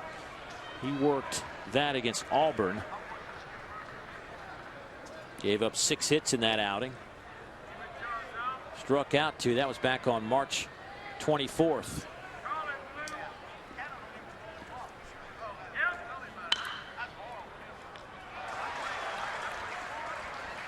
Stanford, Arizona State game tomorrow night. Should have Mark Appel and Trevor Williams, a couple of first-rounders on the bump there, too. So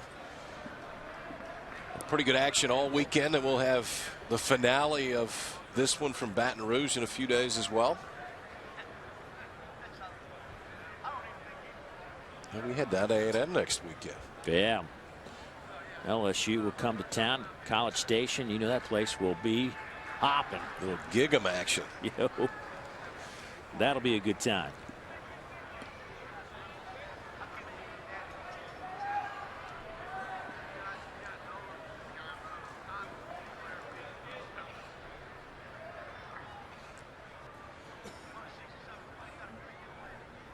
That misses way outside. 2-1. Of course, the last regular season weekend of the year, all the games are on Thursday, Friday, Saturday.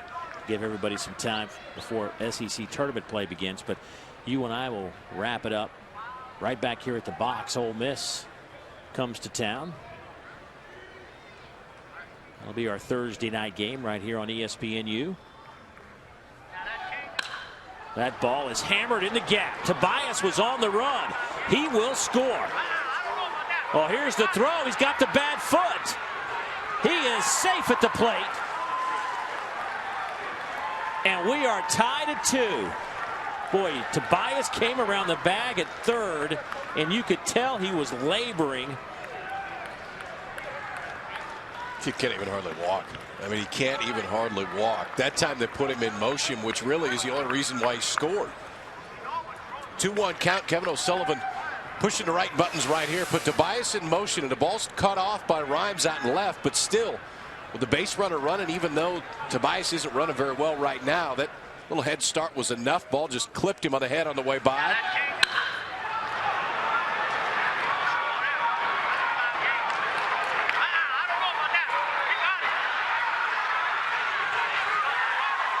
That's all he's got left, man. All he's got left. Big swing right there by the freshman Bader to tie it up. You know, after this game, he'll shower up, get clean, and put that walking boot right back on his foot. Well, Glenn will call it a night. Pitched well, Cody Glenn.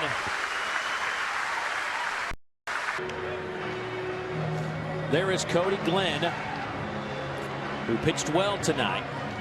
Just couldn't get out of the 7th for the sophomore out of Houston, Texas. 101 pitches on the evening, but matches his career high with 6 strikeouts. Time for Nick Rumbelow to rumble into this one. He's made 20 appearances, this being number 21. ERA of 3.1, 22 Ks, just 9 walks on the year for Mr. Rumbelow. And the opponent's hit just 188 this year against the right-hander. Now you got a guy who can handle the bat pretty well at the plate. You've already seen him reach on a bunt single. Runner at third, there are 2 down. But you better be on your toes defensively with Cody Dent at the plate.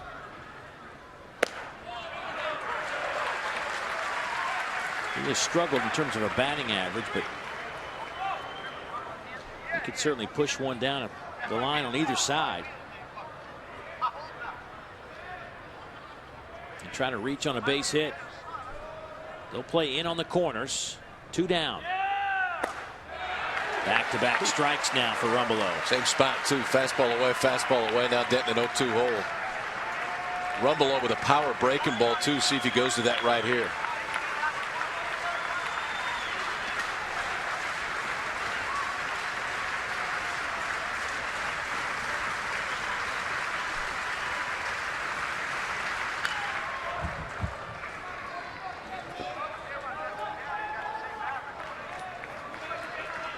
Go-ahead run.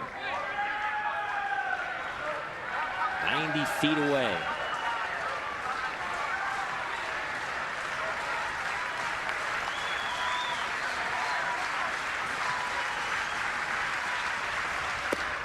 That one stays outside.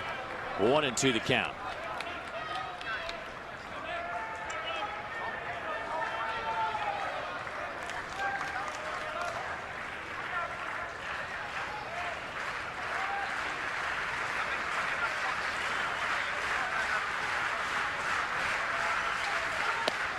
Got him.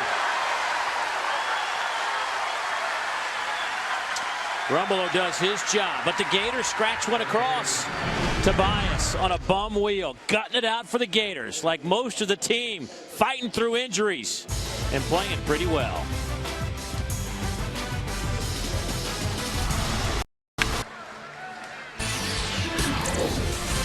It's an SEC Thursday night on ESPN. You look at our line score. Gators picked up a run in the third, another in the seventh moments ago. LSU with a run in the third, run in the fourth. Both teams had plenty of opportunities back in the third. Couldn't do anything with it. And now the Gators and the Tigers have reached into their bullpens. I think both starters got to the point in the game where their coaches were satisfied with their efforts. Absolutely. Yeah, I mean, I think if you're Florida, you got everything. At the end, you want it out of Crawford. I mean, he's not a guy that you think is going to pitch you into the 8th or the 9th. And really, that's not really Kevin O'Sullivan. I mean, his guys get to 100 pitches. That's usually it. And it was even that way last few years when they were loaded. Yeah. But he gets you to the point that you can use your power arms at the back end of the bullpen and not stretch them out. Or you can still bring them back tomorrow and the following day if you needed to. Hudson Randall wasn't a hard thrower by any stretch, but if he lost anything, he became hittable. And around 85 to 90 would be about the limit for Hudson, and he was just dynamite. Some nights he'd go 11 or 12 innings and pitch 85 to 90 if you let him. The Crawford battle, man. I mean, we talked about inconsistent. He is inconsistent at times, but what he does do is when he's out there, he doesn't give in. Chopper to second. Turgeon fires. Nice play by the second baseman. So Tyler Moore is retired.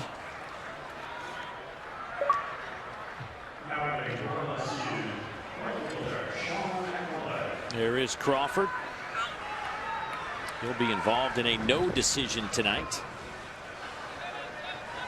after the Gators tied it up in the top half of this inning. 4 strikeouts, 98 pitches, but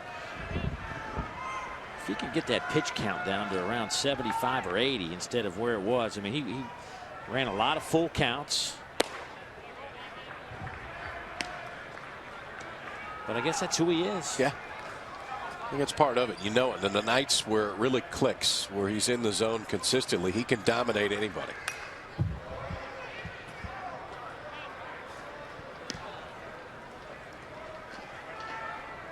Sean McMullen, top of the order. He'll be followed by Laird, and then there's that threesome of Bregman, Katz, and Rhymes.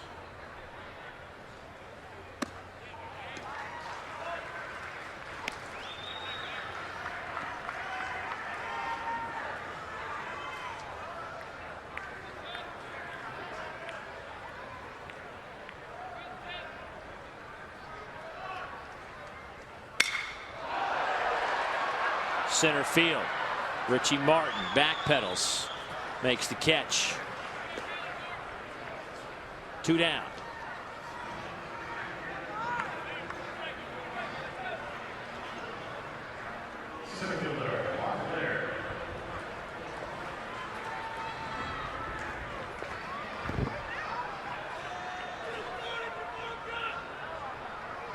So Mark Laird will step in. He is 0 for 3 tonight, has a strikeout. Hitting 283. See if they test Tobias right here. 2 outs, nobody on. You got Laird up with Bregman, the freshman, behind him. See if he tries to lay a bunt down that third base line.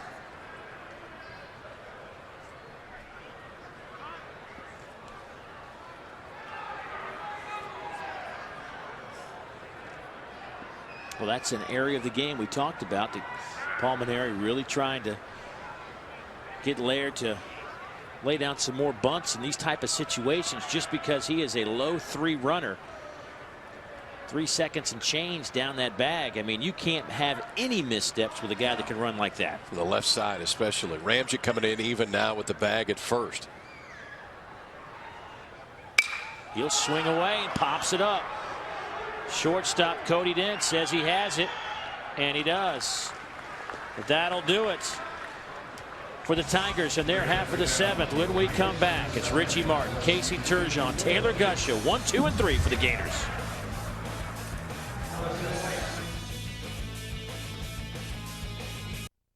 You gotta wash your body the manly way, and the freshness will follow you all through your day. It's literally following you everywhere. This could actually be a fairly serious problem. This is not good because he's probably ruining that person's body who he's operating on. This is way more freshness than anyone expected. New Old Spice bar soap, never leave your house again.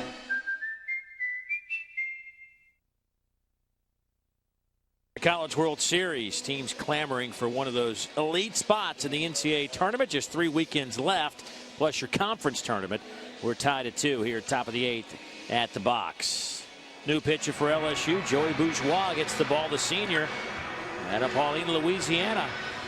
6'1", 195-pounder. He is making his 26th appearance, second most in the SEC. Power arm right-hander. Had Tommy John surgery back in 2011.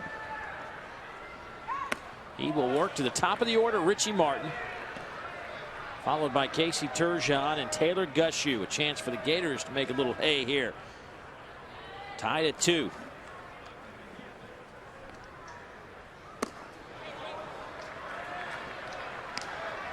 Bourgeois on the year. 1.48 ERA in those 24 innings of work. 26 Ks, 6 walks. Opponents hitting less than 200 against the right-hander.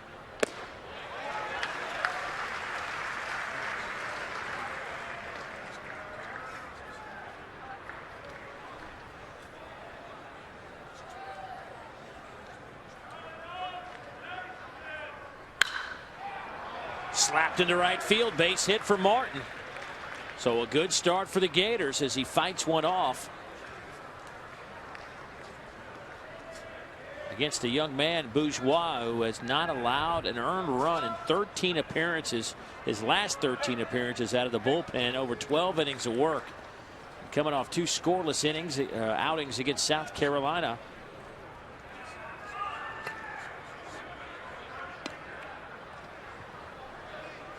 Kevin O'Sullivan pulling Turgeon over right here. I think part of this is going to be give him the ability to swing the bat if he sees a third baseman come in and charge. And a lot of times you have that discussion just to say, all right, if he charges and he's too close in and there's a big enough hole on the left side, you're on your own if you want to pull it back and swing away.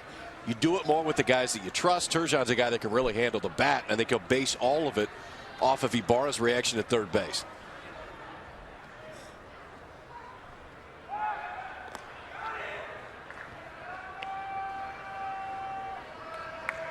Turgeon tonight has singled, walked, and struck out. Strikeout came his last appearance in the 6th.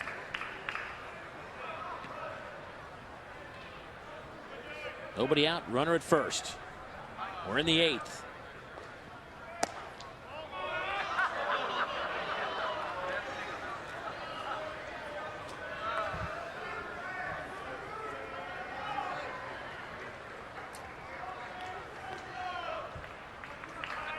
If you really trust Bourgeois right here, I think about pitching out.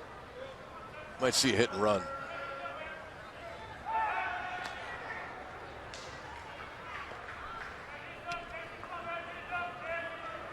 Didn't have the bunt on the first pitch. I don't think you're going to put it on 1-0.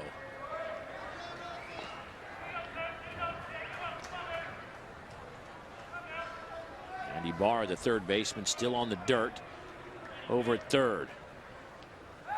Another throw back. That was close. That's pretty good. The throw was perfect. That's how quick his feet are. And if you're going to have a good move from a right-hander, the feet have to be so quick on the mound. See if that right hand gets all the way back in time. Trying to go to the farthest outside corner of the bag if you can. Yeah. That's how quick these feet are. Bang, bang. That right foot down as quick as you can, then you can fire it over there.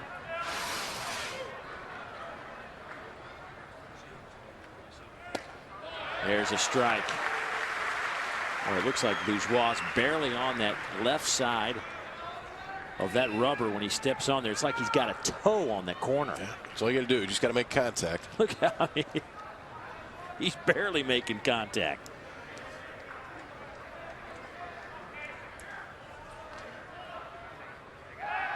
Another throw back. Well, he is right on the money with those throws.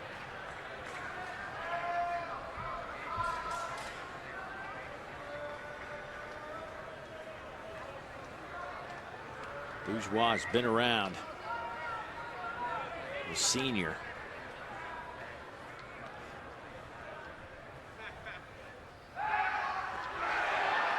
The Cats dropped the ball, tried to scoop it up before first base umpire Jay Asher could see it. I think that one got Martin right in the side when he was sliding back in. 69th career appearance for Joey Bourgeois here at LSU. Good catch by Ross. Scramble to keep it alive. 2-1. This is one of those situations, and I understand keeping a guy close. But it just seems to me the pitcher has a tendency to lose sight of the guy at the plate in these situations. I agree with you. And it's one of the powers of guys that not necessarily are great base stealers, but still make you think that they're going to do something. And it doesn't necessarily have to mean that they steal the bag. It's that they take the attention away from the hitter. There's a strike that time. He came set and came right home with it. Varying his looks, which is one of the biggest parts too. Hold for a little bit longer sometimes. Others, right when you come set, then you come in and go to home. Hold and pick. The hitter and the base runner are not seeing the same thing time after time.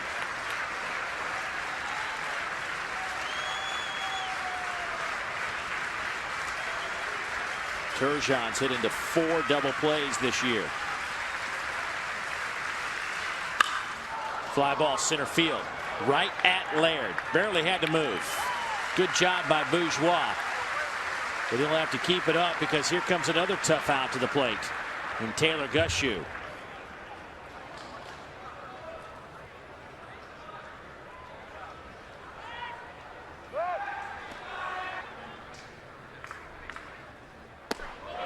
Nice pitch.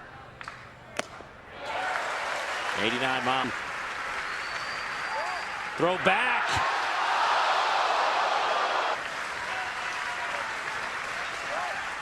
Throw back. They wouldn't have a guy there.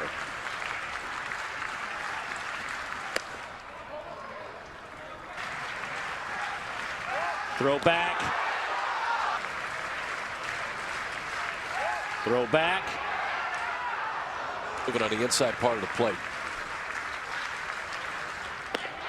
Got him. Justin Schaefer, the cleanup man, the sophomore, will step. Well, depth, but a little bit more side to side.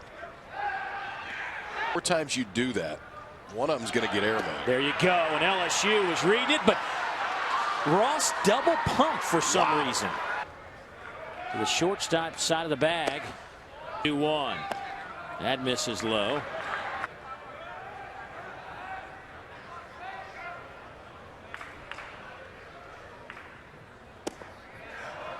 And he walked him. Home runs this year. The DH looks at a first pitch, breaking ball. 80. Boy, off the fist, stays alive. Pitches for Bourgeois. Off the fist. And Katz will step on the bag. So Bourgeois pitches out. Tied at 2. We go to the bottom of the 8th inning, and the heavy hitters coming up for LSU.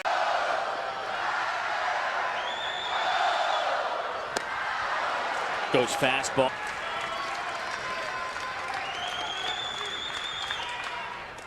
Gets away.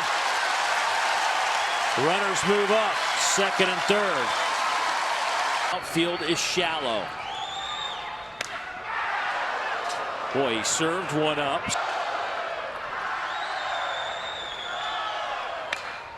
Popped him up.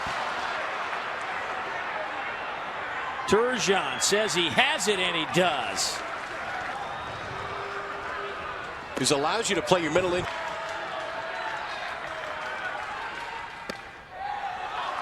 Mac. Check swing, and he's out in front. Owen. See what Johnny Max brings. Goes fastball, and it's hammered into the seats. Got it.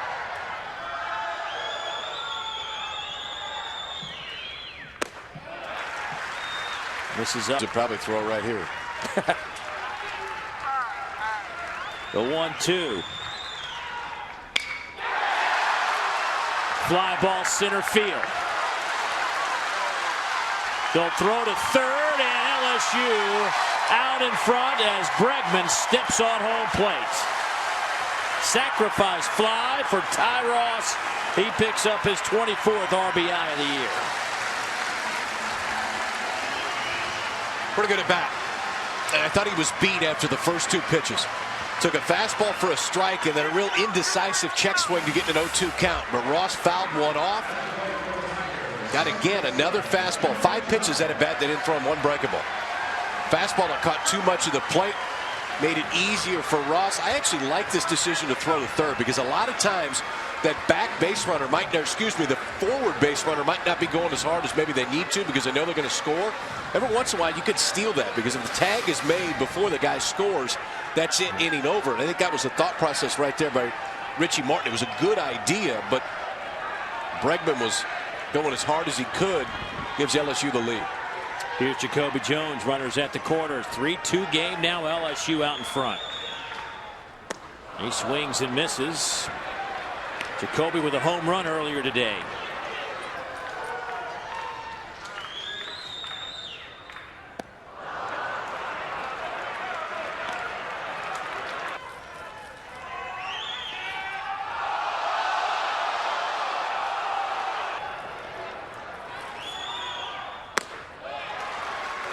High fast.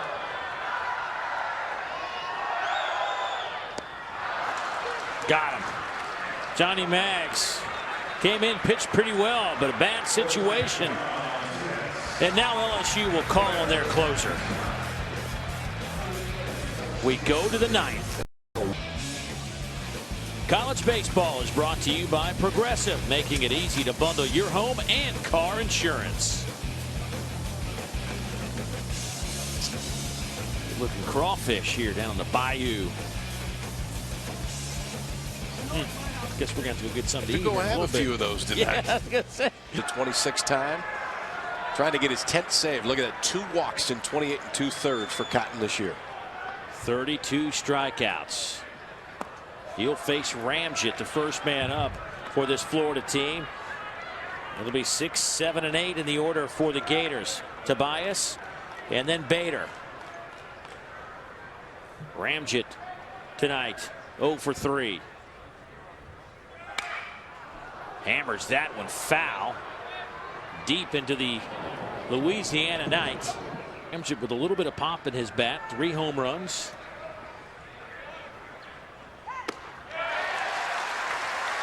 One and 2 the count. Gonna see it again too. That's the one thing. Cotton's not gonna light a radar gun up. He'll be mid-80s, but the changeup is really, really good. Even up in the zone that time, still had a little bit of sink, and you don't see that very often with a changeup or a 2-seamer that's up in the zone. Ramjet swung right over the top of it. Out of Shreveport, Louisiana, deals and got him. From a slider. Got the changeup to get to 1-2, then threw the slider right underneath his bat. The changeup moving out away from Ramjet. This one just moving kind of down and in.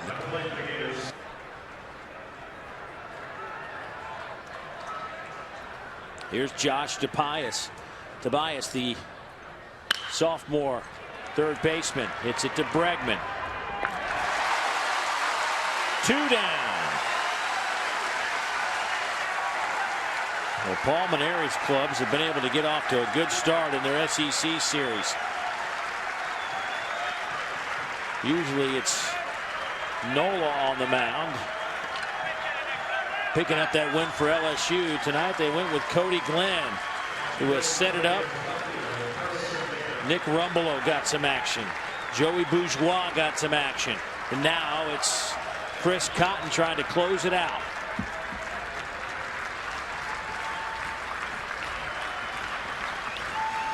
Bader 1 for 3.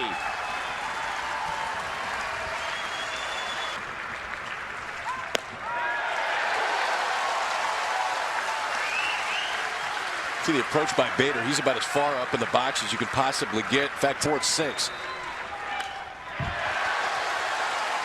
It threw him a fastball. box.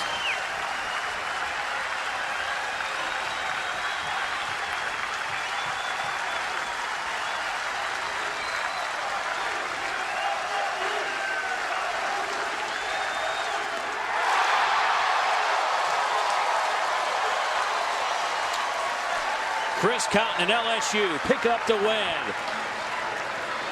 They had to work for it, but they win it 3-2.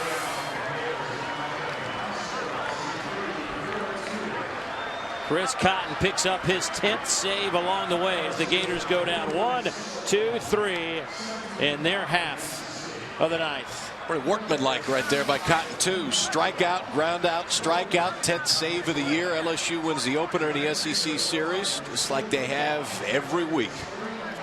Well, LSU goes to 41-6, 17-5 in conference play, and 29-3 here at home. Florida goes to 25-24, 12-10 in league play. Good win for LSU. 3-2 our final score. Don't forget, SEC Thursday Night Baseball continues next week as LSU takes